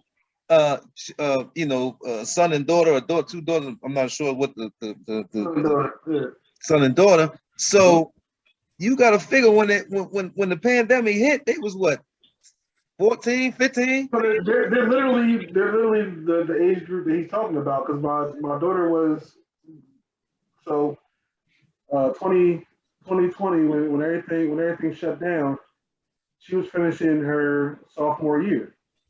It was the second half of her sophomore year, you know, third, fourth working period of sophomore year, and it finished that online. And then 11th grade, the whole year online. Yeah. You know what I mean? And then senior year online. Like it really did rob them because it was, as we know, because we were there. Like those few years in high school, like middle school is weird all the time. Like, you know, you kind of figure out who you are and doing weird stuff, getting in trouble for little dumb stuff. But then like your high school years, like you really trying to figure out who you are, like figure out what your interests are, figure out what sports you're good at, figure out, you know, if you have art talent, figure out if, you know, are you a great writer? Like you and hopefully you have the teachers to develop you and say, oh, you're really good at that. Why don't you try this? Why don't you do this going abroad program in the summer? I mean, like there was no summer programs. There's nothing for them. Like there was no initial programs or auxiliary programs. So it's just like literally there was nothing for them to do but to sit online and either play games or FaceTime, be on these group chats. I had to outlaw what's the name of my house? What was it? What's the name of that damn Snapchat? No, that's bad enough. But I'm talking about the worst John. I can't think of it right now. I'll think of it later. You just made me like really like something just dawned on me that you literally both of y'all just said. And I'm sorry, I didn't mean to cut you off, first of all. No, that was good. I can remember what I was gonna say anyway. Go ahead. Being a father, like, you know, when you in it, it's hard for you sometimes to step back and look. And then, you know, and then we work with youth too, but then we're fathers. So it's like we kind of play like both sides of the fence at the exact same time sometimes. Right. But you just said something that I failed to realize in my own son. So my son's 15 now, he's about to turn 16 in March. But when the pandemic hit, he was in 8th grade. He in 10th grade of high school now. But mentally, he's still in 8th grade. Yeah. And I'm like, the social interactions I gotta be in 8th grade because he ain't been out there to interact. So, but you know, in my mind, I'm like, you know what I was doing in 10th grade and this, that, and whatever. But I'm sitting here arguing with an 8th grader and don't even realize, like, it just dawned on me in my head when you said all that stuff. I'm just like, damn, bro. I was literally arguing with a middle schooler about high school stuff. And I ain't even realize. He can't comprehend. He can't comprehend it. He ain't even experienced it yet. He like, huh? What? You did what, Pop? What was you doing in 10th grade? It's like amazing to him. You was doing what? He like, damn. I found myself having to try to beg and prod my kids to go to a high school football game. Like they didn't even have and that's probably something that you don't like. They didn't even have like the thought process that we had. Like, oh, I can go on Friday night to a football game and hang out with my friends away from my parents and basically do whatever I want as long as I don't get myself in trouble. Yeah. Right? Like, and just have that time. Like they didn't have any of that for the first 2 years of high school, second year, third year of high school. For sure. My son was a freshman and a sophomore. Now the good thing about my son was that he ended up having like straight A's during the pandemic because I was on his ass every day and making sure that he was doing his work. But that's another part of it is like without that social interaction, they're stunted. The growth has to be stunted because just that every day going with your peers, being with your peers against the teachers, and you know what I mean, like being with your peers, talking about what each people's parents are doing. Like now they just talk about it on FaceTime and they can make up whatever they want and say whatever comes to their mind, and like they're living these fake lives out there. Right. It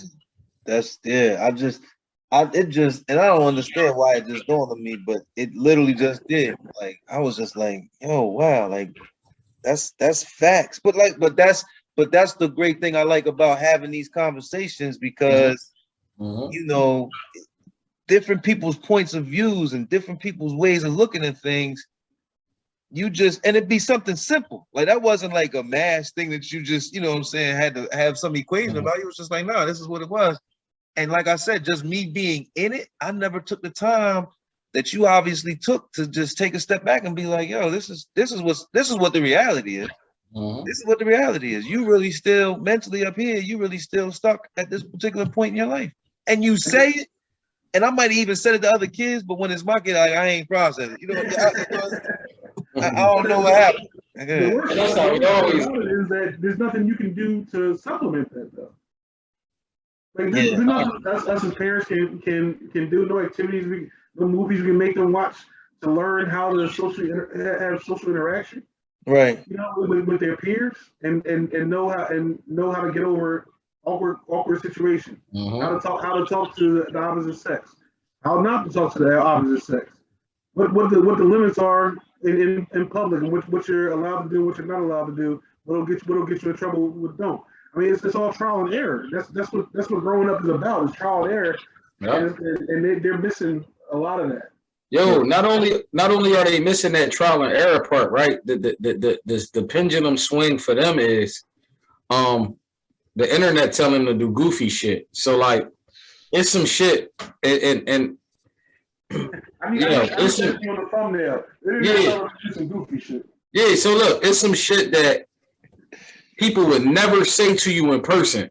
Like never even they might think it, because people think some crazy shit, and that's cool with me, long as you don't act on it or talk about whatever. You can think whatever, I don't give a fuck. But it's really some shit people would say on the internet they would never say to you in person. And then the other side of that is this goofy shit that these little kids will do for the internet. They won't do for their mama. Like, you know, they'll go out and set up a prank at Walmart. I seen this prank at Walmart where like the guys was like walking up slapping stuff out of people's hands, and like it ends with the bull getting beat up. Yeah. And like he was cool with that. Like at the end, he like, oh man, he punched me in the face. You know, oh, that was crazy, guys. Did you get it? I'm like, did you get it? Like what? Yeah. You really just sacrificed your face for this, bro. And it wasn't even like what you got, 1,000, whatever, 1,000 watt, like 1,000 views, whatever. But this new generation, the setup for them is there is literally a monetized platform of idiocracy. There's a wave that like, yo, go ahead and get bit by an alligator, and as long as someone's recording it, it's okay because you'll make money off of it. Like even though, like, go ahead, set your shirt on fire on the stove. Now you gonna long as someone's recording it, long as they're recording, because you can make money off of it. And they literally push things to the limit. And unfortunately for the hip hop culture and this new drill rap shit they got going on, that been manifested into like shooting somebody in their face in front of the police. Like, well, do the most gangster shit you can do, that you can make money off of it. People will buy your album. And it's just unfortunate on every angle for these kids, because it ain't one platform of doing the right thing that's monetized for them. Like, it's literally nothing on television that you can point to other than That Girl Lele, a show on Nickelodeon, who a young buck. She started off like, I seen her on the gram and things like that. She used to be rapping with her dad, and that manifested for her into a show on Nickelodeon, which is amazing. Yo, she got a show now. It's called That Girl Lele. Shout out to that. I don't even know her, but I'm going to plug her show because that's what we about. And she is an example of the standard, youth establishing standard. So that's how we get down. You see us on Instagram. We plug anybody that's about something. So if you're about something, DM us and we'll plug you too. But back to the lecture at hand, you know what I'm saying? What that's like one of the only positive platforms that you can see one positive person from the gram going and making it. The other side of that coin is, the sad part is you got like goofy ass comedians, rappers, all these different idiots that get popping on the gram. But it's like really, it's like 3 or 4 good motivational speakers that got popping. Right? It's crazy. Like motivational speakers get treated like female rappers. Like female rappers is like Highlanders. There can only be one. You know what I mean? And the same thing come with positive people on the gram. It's like hip hop. It can only be one Tribe Called Quest. It can only be one Common. It'd be 95 gangster rappers though. The same, that's how the social media is set up. The same way hip hop set up. But that's only kids in that negative direction. But that's only here though. So I read it once again. Me just scrolling through something, and I forgot where it was at, but it had to be on YouTube or Instagram or whatever. So that's only here. So in let's just say in China, I believe, don't quote me on that, but I believe it's in China, on Instagram and all that stuff, if you doing goofy stuff and all that stuff, it's almost like it just filters it out. It only filters in if you are creating something engineer-wise, doctor-wise, whatever. So if you on Instagram and you ain't like doing something that's just like, yo, I have a car that's being powered by water now, or you're not creating something that's like it's not even for like hip hop culture. It's just for the culture of that particular country. You dig what I'm saying? So we moving they like, yo, we moving the whole country for it. It ain't just for this. It ain't just for that. Everybody going with this. You see what I'm saying? So I thought that was like, they took the time to be like, we filtering out all goofy madness. If you doing goofy stuff, they not even going to be able to see it. And if it might come through one time on the stream and then zoop, it's out of there. So I'm not going to say the only people, but we promote that. Like, we promote. I mean, we learned over the last 4 or 5 years that, you know, the freedom of being an American is also the freedom of stupidity. Yeah. And so you're free to be as dumb as you want to be. You know what I mean? Like, if you want to be a jackass and make a fool out of yourself in hopes that more than 10 people is going to hit like, that's your choice. Yeah. That's your choice. Over in China, as you said that, I thought about it. I was like, I've never seen some fool shit with Chinese subtitles. Dang, bro. Never. You'll never see Chinese subtitles with fool shit. You'll see it with some robotics, but you won't see it with some fool shit, right? So that's my point, bro. Like, but what it does is like, I still want, you know, because the want and the need for the likes and people to enjoy you as a person, whatever, is still there. But I know I'm only gonna get it if I do this positive stuff. So it makes you stay away from the goofy stuff. I gotta go and recreate this. I gotta go and do robotics. I gotta go and do, you know, whatever, you know, photos, or, you know, whatever it is that's gonna be like, okay, this is interesting, this is positive, this is moving the culture forward. This is something that anybody can look at. So you got to figure, with some of the stuff that we see or whatever, it got to be edited. Like, I'm not letting my son look at like probably 90% of the stuff that's on there. You know what I'm saying? Yo, and that's put it on here. You know, you got to kind of put, like, you got to start narrowing down the head to be like, okay, you can watch that or whatever. And that's just my baby. So my old, you know, he a teenager, so I'm not. He got a phone and it's wide open, so he's looking at whatever he's looking at. You know what I'm saying? You know what he's looking at. Yeah, exactly. Yeah, but you know, and you know, he has come with like one or two little jokes that he thought was funny, but then, you know, he's like, all right, let me stop playing with my pop like that, because I see that. You know what I'm saying? Like, yo, I like your cut, G, and all that. Man, you gonna lose all your teeth, homie. Stop playing. So, yeah, you know what I'm saying? No, so to touch on something that you just said, something I like to talk to, a gem I want to drop for the culture is, you know, I tell my young boys this a lot. I say, man, y'all got to understand, America is a capitalistic society. The key word is capitalize, baby. We all trying to capitalize. That means every man for themselves. So you got to really work with the law of opposites. And like Clyde said, you know, America will, our society, I should say, because it's more than America now. It's the world. It's a world economy. The way society is set up, that it's you free to be the biggest dickhead you want to be, but you're gonna pay for the consequences. And what our society does is it sets up businesses around consequences, because it knows eventually you a dickhead enough to reach those consequences. So all I got to do is set the trap for you. Like, I know you going to smoke and drink yourself, so I'm going to just get the hospital bed ready. And when you ready, come see me and pay me the bag, because I'll get to charge you whatever I want now. I've been charging you $10 a month for this gym membership. You ain't want it. Now I want the bag. You know what I mean? And that's how our society don't come in and be like, yo, bro, this gym membership mandatory, dog. Yo, bro, I'm going to beat you the fuck up if you don't go to the gym, bro. You fucking up out here, dog. You drink some more Douce, I'm going to slap the shit out you. Man, our society don't do that. They be like, you want to drink? Go ahead and drink. I ain't going to tell you not to drink. You're a grown-up. Go ahead and drink if you want to drink. As soon as you fucked up in the hospital bed, they like, man, you shouldn't have been drinking like that. What was you thinking? Pay the bag. You know what I mean? You always can pay for your mistakes here. They ain't gonna stop you from making no mistakes, because you gonna pay for them shits. So like, why would a trick stop you from fucking her? Like, no, that don't work out that way. She gonna say, go ahead, spin the bag. A stripper gonna tell you to tip her all night.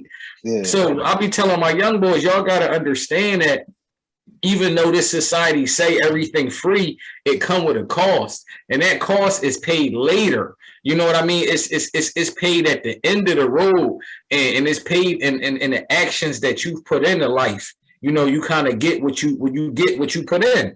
So the young boys got to remember that shit, and they got to understand that everything in our society is based on your flaws. You know what I mean? Everything in society is based on your weakness. It's based on keeping you weak, so it can capitalize on you. The strength is success. The strong people is the rich people. Like, once you get strong and you get empowered, keyword power, you know what I mean? Once you get empowered, you strengthen up. You can't do foolish shit no more. There's no way you gonna catch no man, like you said, that's a thinker like us doing some TikTok videos, man. Like, we'll laugh at him with you. But no, bro, like, the moment you even ask me, like, you ain't even gonna ask me that. Like, you know what I mean? None of us. I can't come to Clyde like, yo, bro, all right, look, I'm gonna slap you with the hot water balloon. It's gonna burn your beard a little bit. And then it's, yeah, like, who, he like, H, come on, man. Are you serious right now? Go head home. You tired, bro. You tripping. So, like, you can't even do that with real people. So it tells you, you know, the type of people that are getting set up for that are getting schemed and manipulated that way. So that's kind of my biggest thing, is that people got to understand that the game is set up to milk everything you got and to get you. It's set up for you to lose. It's like the casino slot machines. You got to be the one to make you win. You got to be the one to focus on your strengths. And like, you got to be the one that show the world your strengths and go out of your way to win. Because if not, you're just gonna fall victim and be another rat in the race that get eaten up by the snake. Right? Yeah, true. Facts. All facts. But you know, Yo, Rob, I'm sorry. We done took over your damn podcast. You want to answer some questions, brother? I apologize. Yeah, my bad, Rob. We ain't even ask no questions. Yeah, I'm all talking. Man, this is, you know, I have the questions. They're just, you know, they're questions. I mean, to be honest, you guys in the midst of just speaking, you guys pretty much answered, you know what I mean, everything. I was just looking through them. I don't want our episode to be such an outlier and have so little to do about mental health and more about I can't even use it. I love y'all, but I can't really use that. No, what happens is it's all relevant, man. And this is about just, you know, I want it to just be open conversations. Like I said, the questions are really just door openers. You know what I'm saying? To conversations. That's all they are. They're just open doors to conversations, and we might elaborate on one question for the whole podcast, and that just might be it. Or we can able to have different takes on things. But like I said, man, it's just about the information, because I want somebody to be able to look at this and see us as a collective and be like, oh, okay, yeah, all right, that makes sense. Okay, brother. So there's some dudes out there having real conversations about family, about mental health, about the youth. Like, because like you say, man, it's always people just thinking it, but they never talking about it. Or this might be like a couple dudes. I mean, homeboys like how we are, but they might not put it out there. We just trying to put this out there and be like, look, we having a conversation, bro. We talking about it. And if you got a take on it, put it in the comments, an email, a DM, or DM one of us, you know what I'm saying? And let us know, because we are here. And we gonna have this conversation a couple of times, you know what I'm saying? So it's much appreciated, man. You know, I don't, as much as I have the questions, they're really just door openers for us to open the door and step through and say, look, we're gonna talk about this today. We're gonna talk about this and this today. Yeah, I'm just fucking with you. I just realized like we just talking some real nigga shit right now. It's beautiful. That's beautiful. It warms my heart. Like, and to be able to put that shit on wax, as the old heads would say, like, it's beautiful. Like, I'm enjoying it. I want to do part 2, 3, 4, 5. We might as well just do a series. But this is the side. Just do a whole separate part on your YouTube. Yeah, man. Like, you know, my wife, black men to talk. Yeah, we definitely do. You know, my wife asked me, like, what's your goal for this podcast? And I said, babe, I want to be, you know, I want to be the $1 million worth of game of mental health, though. I want to be able to have them conversations. Like them dudes had them conversations about life and all that stuff, and they touch on it bits and pieces, but it's never at length. You see what I'm saying? Mhm. So I want to be able to just do this and just get the message out and say, yo, y'all not alone. Because it's like you say, it's people struggling, it's people going through, it's people that want to help, it's people that want. And I'm not saying that people aren't having those conversations, but I feel like sometimes they're done in like bits and pieces. You dig what I'm saying? It might not be at length. You see what I'm saying? It might not be to where they're like, yo, it's three intelligent brothers sitting down having a conversation that we just met like off the humble. You see what I'm saying? And I'm like, yo, y'all my peoples now. You see what I'm saying? We friends now to me. You know what I'm saying? I can go to Philly. We gonna go. You know what I'm saying? I'm gonna look for some Eagles tickets. I'm gonna find some 76 tickets. I'm gonna call y'all up like, yo, I'm on 95 right now. Meet me at the stadium. We in there. You know, so you know, I'm a San Francisco fan, so hopefully, I know they played last year. I don't know if they're gonna play again. It's probably gonna be a while, but nevertheless, you know, definitely. Yeah, like I said, I still got a couple friends that live in Jersey or whatever, so I come up there. My family still live up there, so I'm up there. You know, like I said, I was just up there not too long ago. Unfortunately, I didn't get a chance. Don't come up here. You're coming down there for crab cakes. Yo, say no more, bro. You let me know. We need the wire tour too. I sent y'all my number. Y'all ain't gotta just hit me on the email. Hit me up like, yo, it's me. I'm coming down for a crack. I'm like, yo, let's go. All right, we're gonna plan it out. Yeah. I need to stay in that courtyard where they used to do everything on the wire. I need a pic for the gram. The wire tour. I'm gonna tell y'all funny something. You know they filming. They just wrapped up in September, I believe. They just wrapped up the whole thing about the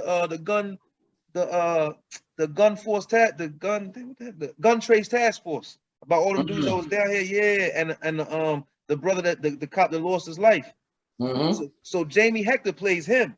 I just saw like a little snippet of him. Yeah, so they got Jamie Hector to play the dude Sean. I can't remember his last name, but the police officer that was supposed to testify against them dudes. Yeah. And then the day before, the day he supposed to testify, he ended up going, you know, somewhere, and he ended up losing his life. He went behind a building in the hood from home. He don't even live out here. He lived. What I'm catching is he lived the equivalent of me coming all the way from where I'm at, Pemberton, New Jersey, to work every day in Philly, and then I go from the station to Pass Young Projects. You see what I'm saying? You ain't think I knew that one, did you? I go to Pass Young real quick. I gotta watch you, bro. So I go to Pass Young, and I go to back. So I go to back of Pass Young, and I do myself in. Somebody gonna be like, "It doesn't even sound right. That just sound crazy. It doesn't even make sense." You see what I'm saying? And that's almost like what happened. But you know, my partner with me, and he went to go over here to the left, and I went to the right. Then all of a sudden, I'm not here no more. But the next day, I'm supposed to be testifying against the very dudes that got jammed up, you know, a couple weeks later or whatever. Like, come on, man, you already know what happened. So, yeah, that's crazy. That's a crazy story. Yeah. I think it's on HBO Max. It's called We Run the City or We Own the Night, something like that. Don't quote me on it. But if you look up, you know, I'm gonna look it. I can't wait. That's some dope shit. Yeah, so it'll be in there. It'll you know they're gonna try to tell the story as much as possible. And then if you look on I don't know how much you're interested in the story, but Sandra John, the lady that used to play on The Wire, the one that was the female police officer, she did She's bad, by the way. You say what? She was bad, by the way. The Wire days. She did. I know she was playing lesbian, but she was bad. She did a documentary on that officer. That's on that was on HBO as well. If you just look up her name and put down a documentary, she actually directed the whole thing. So I thought that was kind of dope, you know, about his life and how it ended up or whatever. So she was in The Chi too. I don't know if you watched that. Yeah, I love it too. Yeah, so you know that's another thing I'm trying to do too, man. I'm trying to dive into I want to. My people always be like, "Don't give out your ideas," but I'll just be like, "Whatever." So, so I'm trying to dive into doing like small like movies, like mental health joints, so where it's like like little snippet. Yeah. We damn near gonna have a production company in a minute. So just Oh, Just say no more. hold on to them, write them up. We got a whole squad just on the documentary tip. Yeah, we cooking that shit right now. We cooking documentaries right now. Yeah, what I will say is write that shit up, because when the budget roll in, it's going our folks for real, like they do that shit. Yeah. So they gonna really want to see it written up. Yeah. And they gonna want it packaged to go. And I'm gonna keep it a bean with you. I feel like I'm gonna say 3 months. Clyde gonna be mad and say 1 month away because we on God's time. Right. But by the summertime, bro, we gonna be able to move and get some shit in production for you. And so, especially something small, short film, some shit that you trying to do for a couple minutes and shit. We gonna be able to make that happen for you. So write it up, especially your first idea. Maybe we can do a series. That's something I would love to. I wrote scripts for a while.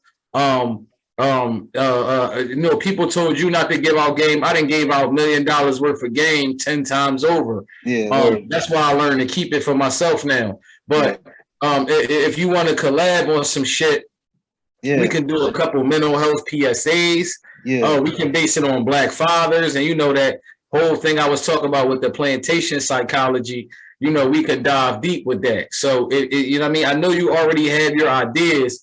You could write them up accordingly, but if you ever want to reach out to me and ping pong some ideas, I'm always into that creative process. So get with me, and we can package it up, present it, and like I said, I want to say give us 3 months, dog. We're gonna be ready to rock and roll with you. All right. Well, it ain't me and Harry shooting nothing like this. Just like we said before, we're a hub, right? Yeah. We bring the right people to the right people. We know the right people to get a documentary done. For real. Yeah. Wow. Okay, so I got you not sending us your shit. We just gonna get you in contact with the right people. Yeah, facts. Your shit ready. That's all he's saying. I ain't doing nothing. I ain't even fucking around gonna read it. I'm gonna keep it real with you. But just give it to my folks. Let's go and do that shit. Yeah, I got one already that the dude that I'm doing it about gave me the green light, and it actually has the city of Philly as part of it. I don't know. You guys are basketball heads, so I know you know. You guys know Mark Karcher? I heard of him. Used to play the Temple with Eddie. Eddie Jones.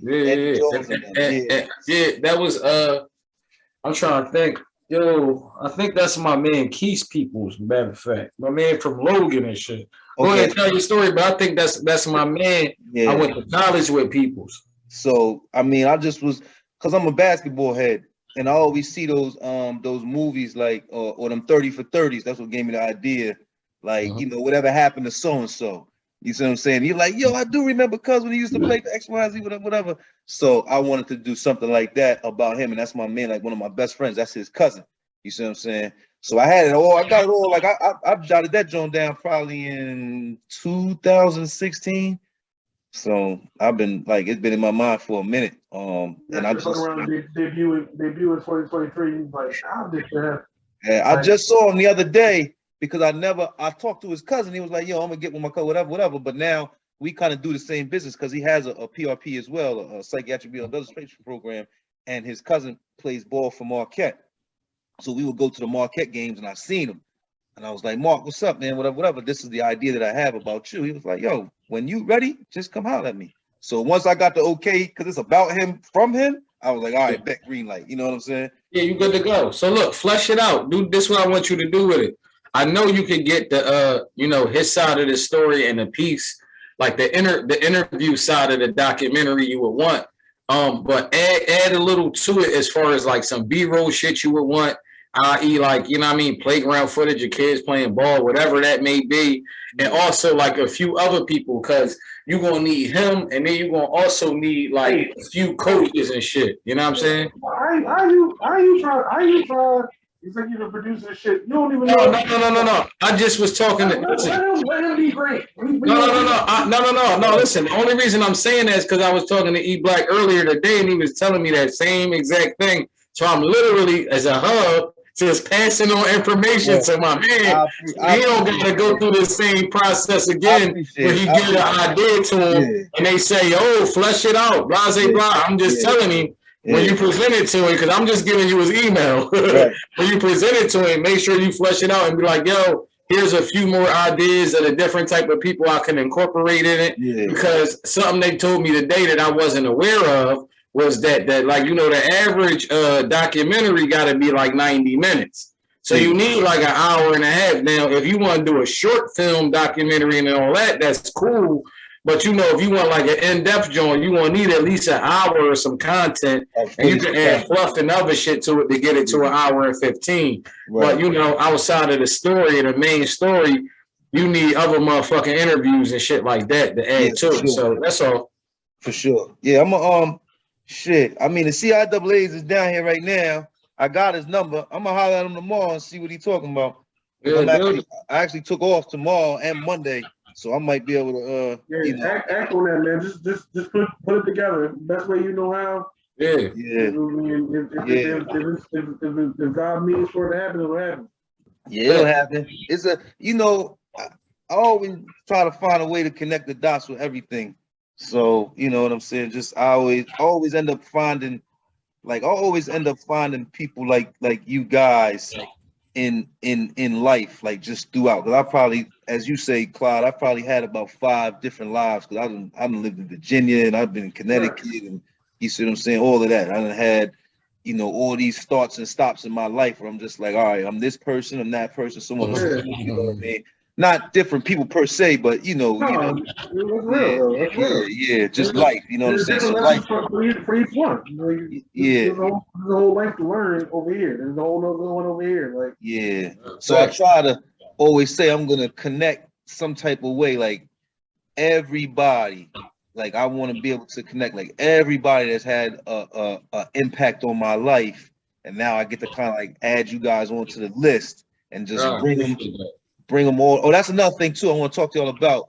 So at some point, I'm gonna try to have a Zoom with like all my guys. So it's gonna be people from Connecticut, New York, Jersey, Philly, Maryland, and Virginia, and Florida. Yeah, Florida too. Just so it's probably gonna be like 100 dots up here. You know what I mean? Of people. And just, you know, because like I said, we don't necessarily have those conversations about having to deal with our mental health. Like I said, I will give people the right, you know, the you know, whatever. I'll send it out to them. I like, look, this is the date.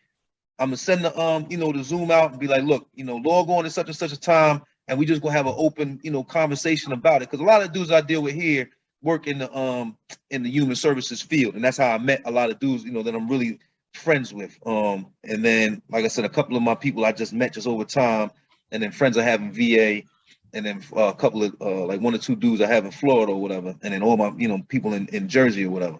So just, you know, having everybody just having kind of like this open conversation just about, you know, life and whatever, because I just like to have it and just be able to just bounce it. You know what I'm saying? I can only imagine, like, if I'm able to just record that and have maybe about 30 or 40 people's different, just how we have it, but I could, you know, just on a major scale where it's like 30 or 40 different just viewpoints of just people that just got different walks of life, from military back, whatever, and just be able to just have that. I think that'll just be great, man. You know, so you'll have the real talk version of Real Hard World. Yeah. No, that'll be beautiful. We definitely down for that. And anything else you want to get with us with in the future, you know, you got our math. We can always reach out. I gotta dip off. But I just wanted to say it was a pleasure. I was going to say it's after Harry's bedtime. Yeah, it is. You know what I mean? You know what I mean? I'm an early riser, so. Is there anything else you need from us for the podcast? We even got off topic. But is there anything else you need, like any kind of closing that you want to do? Can we shout out some of the things that we got coming up? Yo, say everything you want to say, bro. Go ahead. I forgot you was the editor extraordinaire. You just go ahead and pop that going in there. Yeah, I'm. You know, I'll fix it up and package it up when I need to. But you say whatever you got to say, man. first of all, I want to say thank you for having us on the pod, man. This has been an amazing experience. I knew it would be. We all knew it would be because of our initial interaction, but just to be able to express is a joy, and to be able to hear and bounce things off of other grown ass men is a joy. Just to give you a couple things that we got coming up with Youth Establishment Standards. We just launched our shop either on Instagram, Facebook, or on our website. That's yesforthefuture.org. That's YESFORTHEFUTURE.org. Check us out. We got some dope pieces. We got the Schoolhouse Rock John. Obviously, we got the hoodie and the shirt that we rocking tonight. But we got some really nice, some semi-original designs, and that is only going to be exclusive to us, though. So check out the shop. We're going to be participating in the Berks County version of the National Youth. What is it? National Youth Violence Prevention Week in April. We're going to be on a roundtable for that in Reading, PA. And then when is that? Can you guys? I'm sorry, can you guys send me the date? Something like that. I would love to just come and just I'll send you all the information. Yeah. So that's going to be great, but we're actually going to be doing a virtual one that's going to be kind of statewide / Philly. We'll see what we can get, but we're going to be doing National Youth Violence Prevention Week event in Philly too. That's going to be virtual. I'll make sure that you have all the information for all of it. But so that's coming up. And what am I forgetting, H? No, nothing. Other than that, we got our usual things that we're always raising money for. We still involved with the community libraries. We make sure we maintain them, keep them stocked with books. We are also going to continue to do our quarterly and our our annual events, which consist of our book bag drive, our coat drive coming this winter. We're working on a Mother's Day initiative right now, where we're going to provide some gifts and just some overall love for mothers who have lost sons to gun violence. Mother's Day is a traumatic and a very hard time for mothers that have lost sons, husbands, siblings, and just anyone to gun violence. So we're going to make sure that we can show a few mothers some love. We're taking donations for that right now. A few other things that we're working on right now. Actually, it's the eve of our Black History Writing Contest. It ends tomorrow. We have an array of students that sent in submissions. Students can send in poems or essays, and the winner get $100 gift card. That seemed to be the best part and a highlight for most people. But going into Women's History Month, we're going to have another writing competition. Again, we're all about empowering the youth, and one of the best ways for them to express themselves is through writing. We also, we promote literacy, just because we know that, the literacy rates equate directly to the prison incarceration rates for young adults and teenagers. So we have a bunch of programs that we're rolling out this year, and we've got a bunch of initiatives that we already have in place that were successful last year. We're just going to grow and make even bigger this year. So like I said, if anybody wants to help out and donate, it's as small as $2 a month. Any donation will help. And we also have packages all the way up to $50. All donors will receive some of that exclusive merchandise that Clyde talked about. That's available on our Instagram, our Facebook, and on our website, yesforthefuture.org. You can feel free anytime. And if you become a monthly donor, you're entered into our monthly raffle. Our monthly raffle, yes, it consists of amazing things like 76ers tickets.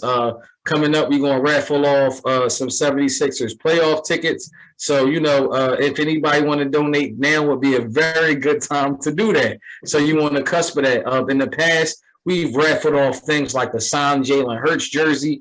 In the next couple of months, we're going to raffle off a signed Randall Cunningham football, a signed Miles Sanders football. And, you know, we also raffle off packages such as, you know, spa treatment days and things of that nature. So we have something for everybody. And all you got to do is donate, you know, one monthly donation. You come in, you donate $2 a month, you might win some Sixers playoff tickets. You know, who knows? You know, a small $20 donation, you're going to get a hoodie in the mail, and, you know, you get a T-shirt, and you might end up getting to go to the Eagles home opener next year. You know what I mean? So it's a win-win for everybody that gets involved.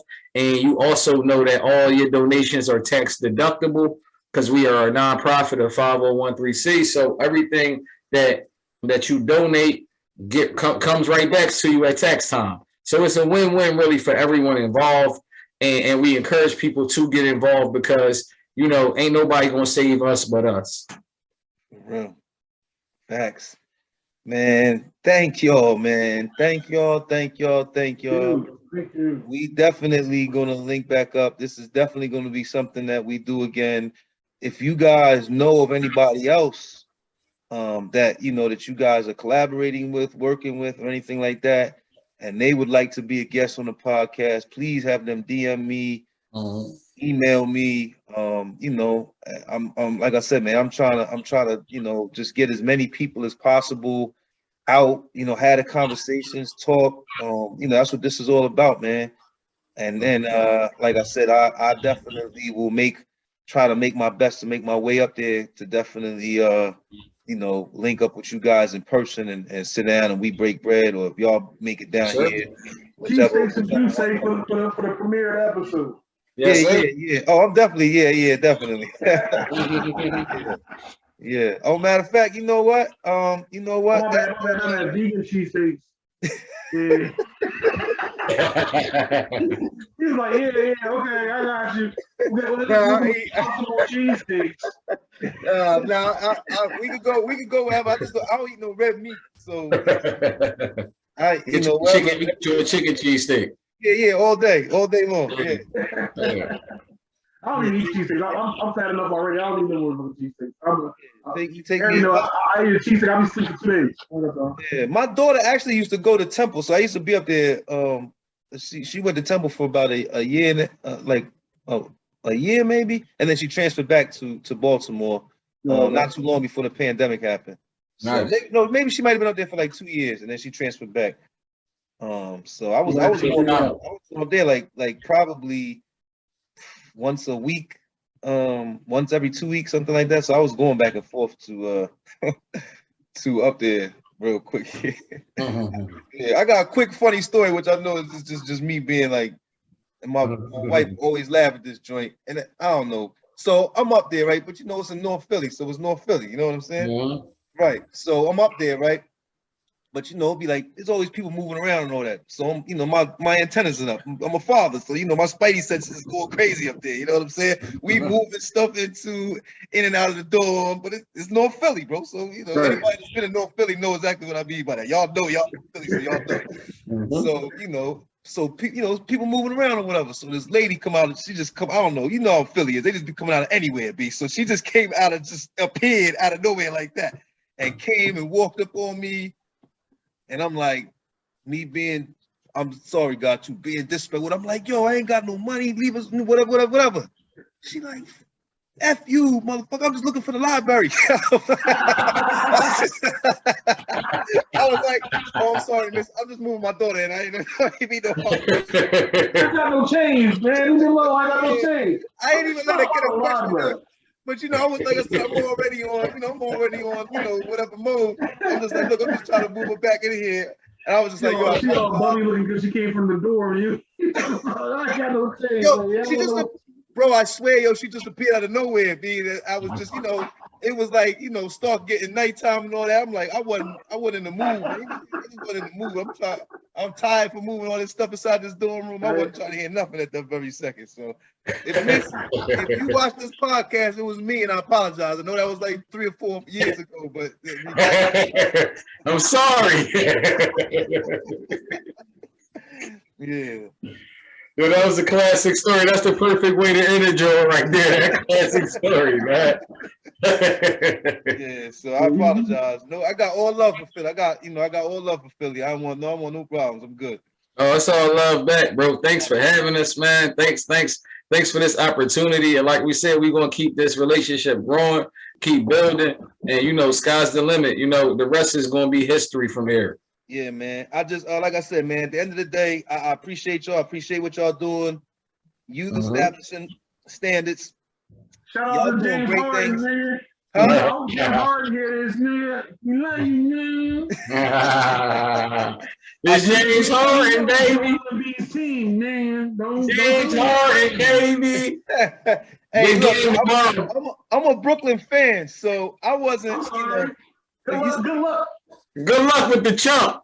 I'm gonna Y'all take him. got the chump. I'm gonna take him. Watch this. He gonna end up being an all-star again next year. No, he not. He's gonna be all-star every year. Huh? He's gonna be all-star. He's gonna be all-star every year if he play. That's He what I'm just saying. ain't gonna shoot. He just play, gonna he just gonna pass up dunks in the playoffs. That's all. I got family in Brooklyn. He turned up right before the All-Star break every year. So I got family in Brooklyn. They gonna have a conversation with him. They gonna talk. You gonna send the homies down to talk to me? Yeah. All right. My brother Dan. Ain't work out too well. Yeah, nah. I got him. I got family in Bay Ridge. I got my brother in Bay Ridge and my other cousin in Park Slope. I'm gonna sit up there and have a conversation with him. It sounds like we need to go to that series and we play the playoffs. We gotta hit one of them games in the series. Hey, if Brooklyn play the Sixers in the series, I'm there. Or I'm telling you right now. We in there. Huh? We in there. I'm coming up there. Yeah. You in there with us? Listen, I'll let you know because I'm definitely going to the games. Yeah. I'm gonna hit you up. You in there with us? You just can't wear no Brooklyn shit. Man, come on, man. I'm gonna come there. Hat, hoodie, everything. You better put a button down on and some ones like you nigga Jay-Z. Don't come in there with no Brooklyn. No, I'm telling you that the last game I've been to in Philly, last pro game I've been to in Philly, because I was just up when Marquette beat Villanova. I was up there. I went to that game. Nice. My man's cousin played for Marquette. So last Philly game I went to, this is how long it's been. Y'all was playing Brooklyn in the playoffs, and we had just got Paul Pierce, Garnett, and Joe Johnson. That's how long I've been up there, bro. Damn. Yeah, that was ages ago. Yeah, that was a long time ago. Yeah, that's crazy. Yeah, so yeah, I need that Brooklyn Pierce jersey. That's gonna be crazy. I can put that in the cage. Yeah, I don't even know if they had him when he was on the team. I never seen nobody. I never seen nobody ever with a Brooklyn with a. He barely even played for him. He was riding out his contract. Oh no, bro! I only seen Paul Pierce Celtics jersey. I never seen a Brooklyn Pierce one ever. I don't even know if they exist. Facts. Yeah. I don't know. I ain't never seen one. They might not even have printed them. That's what I'm saying. I don't think they even printed them. I'm proud of myself. I went 2.5 hours without a cigarette, but I got no motherfucking cigarette now. All right, y'all. Listen, everybody stay blessed, man. I look forward to talking to everybody again. Stay blessed. Enjoy your evening. Go Sixers tomorrow. All right, no doubt. Brooklyn, all right, appreciate you, bro. Stay blessed. All right, peace. Stay safe.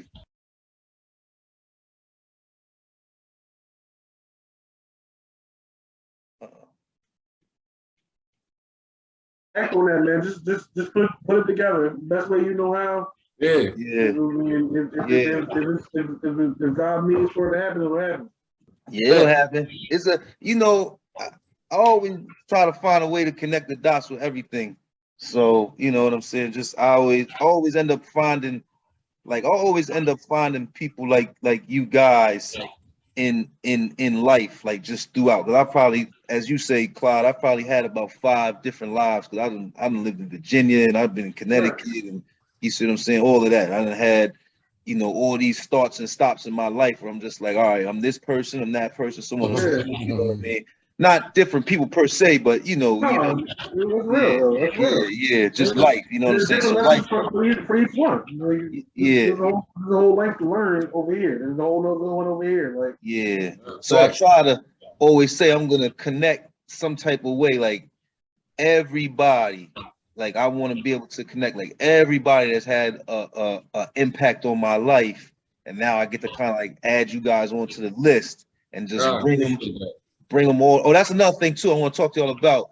So at some point, I'm gonna try to have a Zoom with like all my guys. So it's gonna be people from Connecticut, New York, Jersey, Philly, Maryland, and Virginia, and Florida. Yeah, Florida too. Just so it's probably gonna be like 100 dots up here. You know what I mean? Of people, and just because like I said, we don't necessarily have those conversations about having to deal with our mental health. Like I said, I will give people the right, the whatever. I'll send it out to them. I like, look, this is the date. I'm gonna send the the Zoom out and be like, look, log on at such and such a time, and we just gonna have an open, conversation about it. Because a lot of dudes I deal with here work in the human services field, and that's how I met a lot of dudes, that I'm really friends with. And then, like I said, a couple of my people I just met just over time, and then friends I have in VA, and then a couple of like 1 or 2 dudes I have in Florida or whatever, and then all my people in Jersey or whatever. So just having everybody just having kind of like this open conversation just about life and whatever, because I just like to have it and just be able to just bounce it. You know what I'm saying? I can only imagine, like, if I'm able to just record that and have maybe about 30 or 40 people's different, just how we have it, but I could just on a major scale where it's like 30 or 40 different just viewpoints of just people that just got different walks of life, from military back, whatever, and just be able to just have that. I think that'll just be great, man. you'll have the real talk version of We Are the World. Yeah. No, that'll be beautiful. We definitely down for that. And anything else you want to get with us with in the future, you got our math. We can always reach out. I gotta dip off. But I just wanted to say it was a pleasure. I was going to say it's after Harry's bedtime. Yeah, it is. You know what I mean? I'm an early riser, so Is there anything else you need from us for the podcast? We even got off topic. But is there anything else you need, like any kind of closing that you want to do? Can we shout out some of the things that we got coming up? Yo, say everything you want to say, bro. Go ahead. I forgot you was the editor extraordinaire. You just go ahead and pop that going in there. Yeah, I'll fix it up and package it up when I need to. But you say whatever you got to say, man. First of all, I want to say thank you for having us on the pod, man. This has been an amazing experience. I knew it would be. We all knew it would be because of our initial interaction, but just to be able to express is a joy, and to be able to hear and bounce things off of other grown ass men is a joy. Just to give you a couple things that we got coming up with Youth Establishment Standards. We just launched our shop either on Instagram, Facebook, or on our website. That's yesforthefuture.org. That's YESFORTHEFUTURE.org. Check us out. We got some dope pieces. We got the Schoolhouse Rock John. Obviously, we got the hoodie and the shirt that we rocking tonight. But we got some really nice, some semi-original designs, and that is only going to be exclusive to us, though. So check out the shop. We're going to be participating in the Berks County version of the National Youth Violence Prevention Week in April. We're going to be on a roundtable for that in Reading, PA. And then we're also going to be. Can you guys? I'm sorry, can you guys send me the date? Something like that. I would love to just come and just support y'all, man. You all the information. Yeah. So but we're actually going to be doing a virtual one that's going to be kind of statewide / Philly. We'll see who we can get, but we're going to be doing National Youth Violence Prevention Week event in Philly too. That's going to be virtual. I'll make sure that you have all the information for all of it. So that's coming up. And what am I forgetting, H? No, nothing. Other than that, we got our usual things that we're always raising money for. We still involved with the community libraries. We make sure we maintain them, keep them stocked with books. We are also going to continue to do our quarterly and our our annual events, which consist of our book bag drive, our coat drive coming this winter. We're working on a Mother's Day initiative right now, where we're going to provide some gifts and just some overall love for mothers who have lost sons to gun violence. Mother's Day is a traumatic and a very hard time for mothers that have lost sons, husbands, siblings, and just anyone to gun violence. So we're going to make sure that we can show a few mothers some love. We're taking donations for that right now.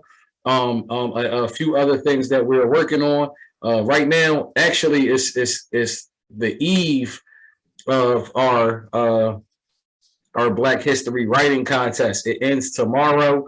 We have an array of students that sent in submissions. Students can send in poems or essays, and the winner get $100 gift card. That seemed to be the best part and a highlight for most people.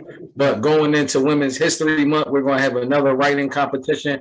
Again, we're all about empowering the youth, and one of the best ways for them to express themselves is through writing.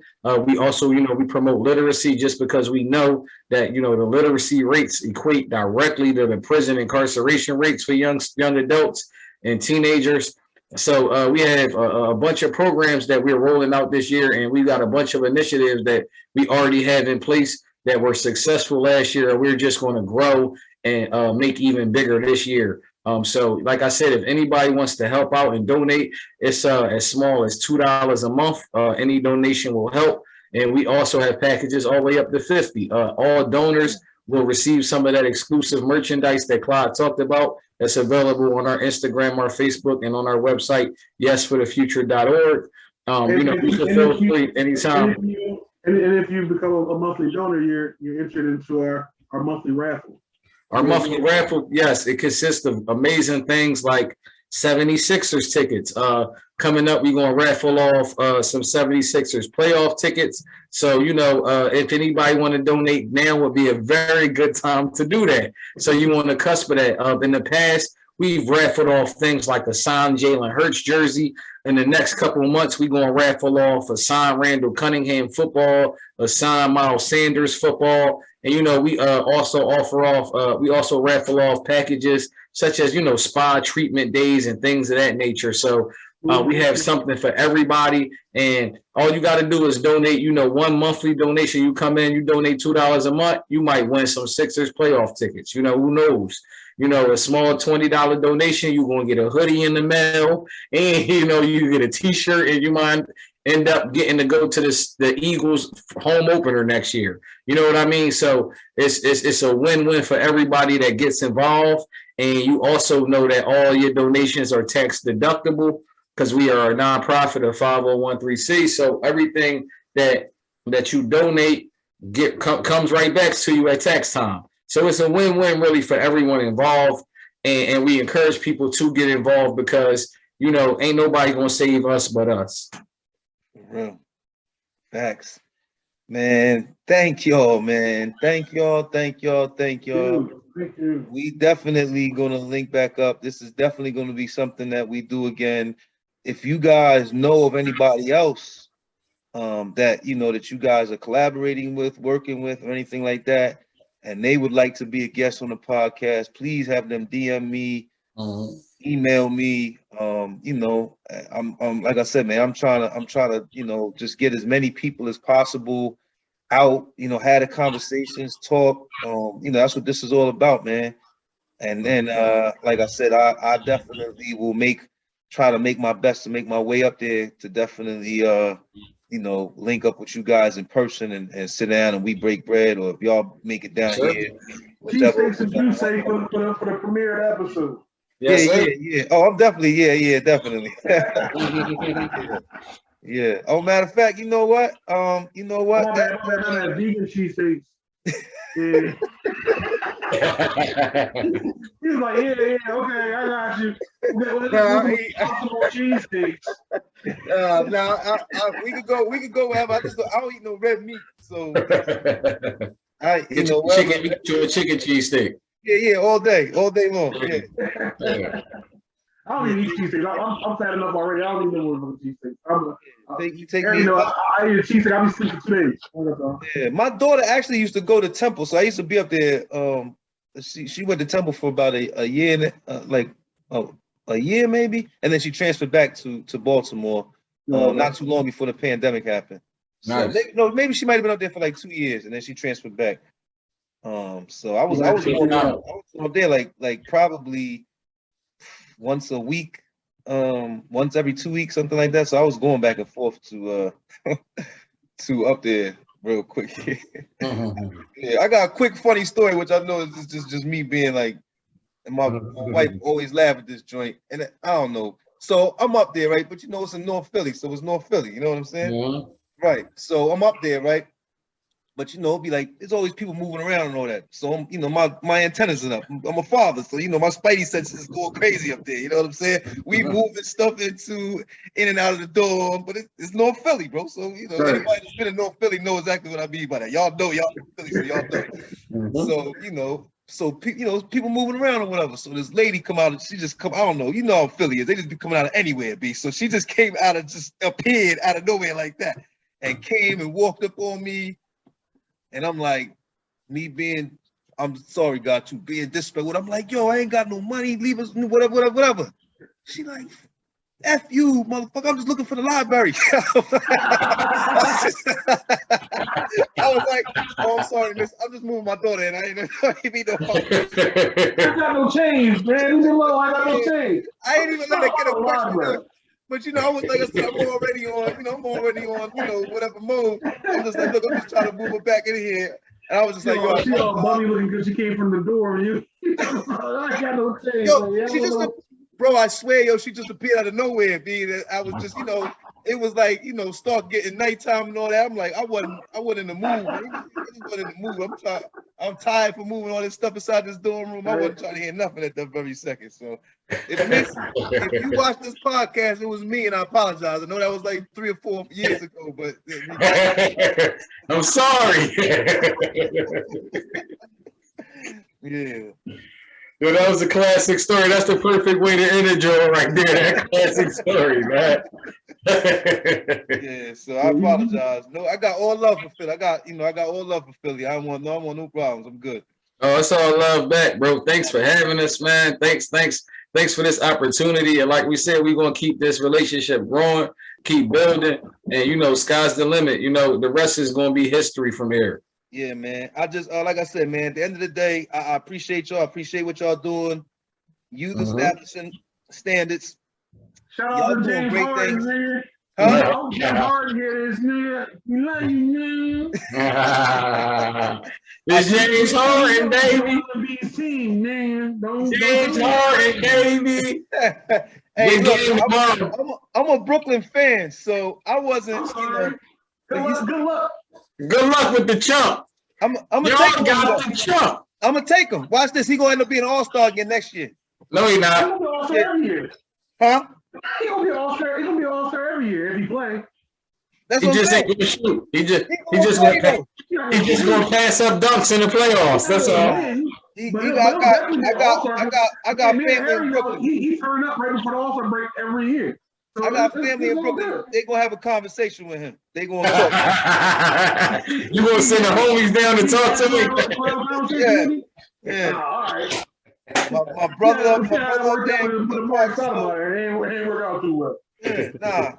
I got him. I got family in Bay Ridge. I got my brother in Bay Ridge and my other cousin in Park Slope. I'm gonna sit down there and have a conversation with him. It sounds like we need to go to that series and we play in the playoffs. We gotta hit one of them games in the series. Hey, if Brooklyn play the Sixers in the series, I'm there. I'm telling you right now. We in there. Huh? Huh? That's Yeah. I'm coming up there. Yeah. You in there with us? Listen, I'll let you know because I'm definitely going to the games. Yeah. I'm gonna hit you up. You in there with us? You just can't wear no Brooklyn shit. Man, come on, man. I'm gonna come there. Hat, hoodie, everything. You better put a button down on and some ones like you nigga Jay-Z. Don't come in there with no Brooklyn. No, I'm telling you that the last game I've been to in Philly, last pro game I've been to in Philly, because I was just up when Marquette beat Villanova. I was up there. I went to that game. Nice. My man's cousin played for Marquette. So last Philly game I went to, this is how long it's been. Y'all was playing Brooklyn in the playoffs, and we had just got Paul Pierce, Garnett, and Joe Johnson. Oh, That's how long I've been up there, bro. Damn. Yeah, that was ages ago. Yeah, that was a long time ago. Yeah, that's crazy. Yeah. So yeah, I need that Brooklyn Pierce jersey. That's gonna be crazy. I'm gonna put that in the cage. Yeah, man, I don't even know if they had him when he was on the team. I never seen nobody. I never seen nobody ever with a Brooklyn with he barely even played for him. Then he was riding out his contract. I don't know, bro. I only seen Paul Pierce Celtics jersey. I never seen a Brooklyn Pierce one ever. I don't even know if they exist. Facts. Yeah. I don't know. I ain't never seen one. They might not even have printed them. That's what I'm saying. I don't think they even printed them. I'm proud of myself. I went 2.5 hours without a cigarette, but I got no motherfucking cigarette now. All right, y'all. Listen, everybody stay blessed, man. I look forward to talking to everybody again. Stay blessed. Enjoy your evening. Go Sixers tomorrow. All right, no doubt. All right, appreciate it, bro. Stay blessed. All right, peace. Stay safe.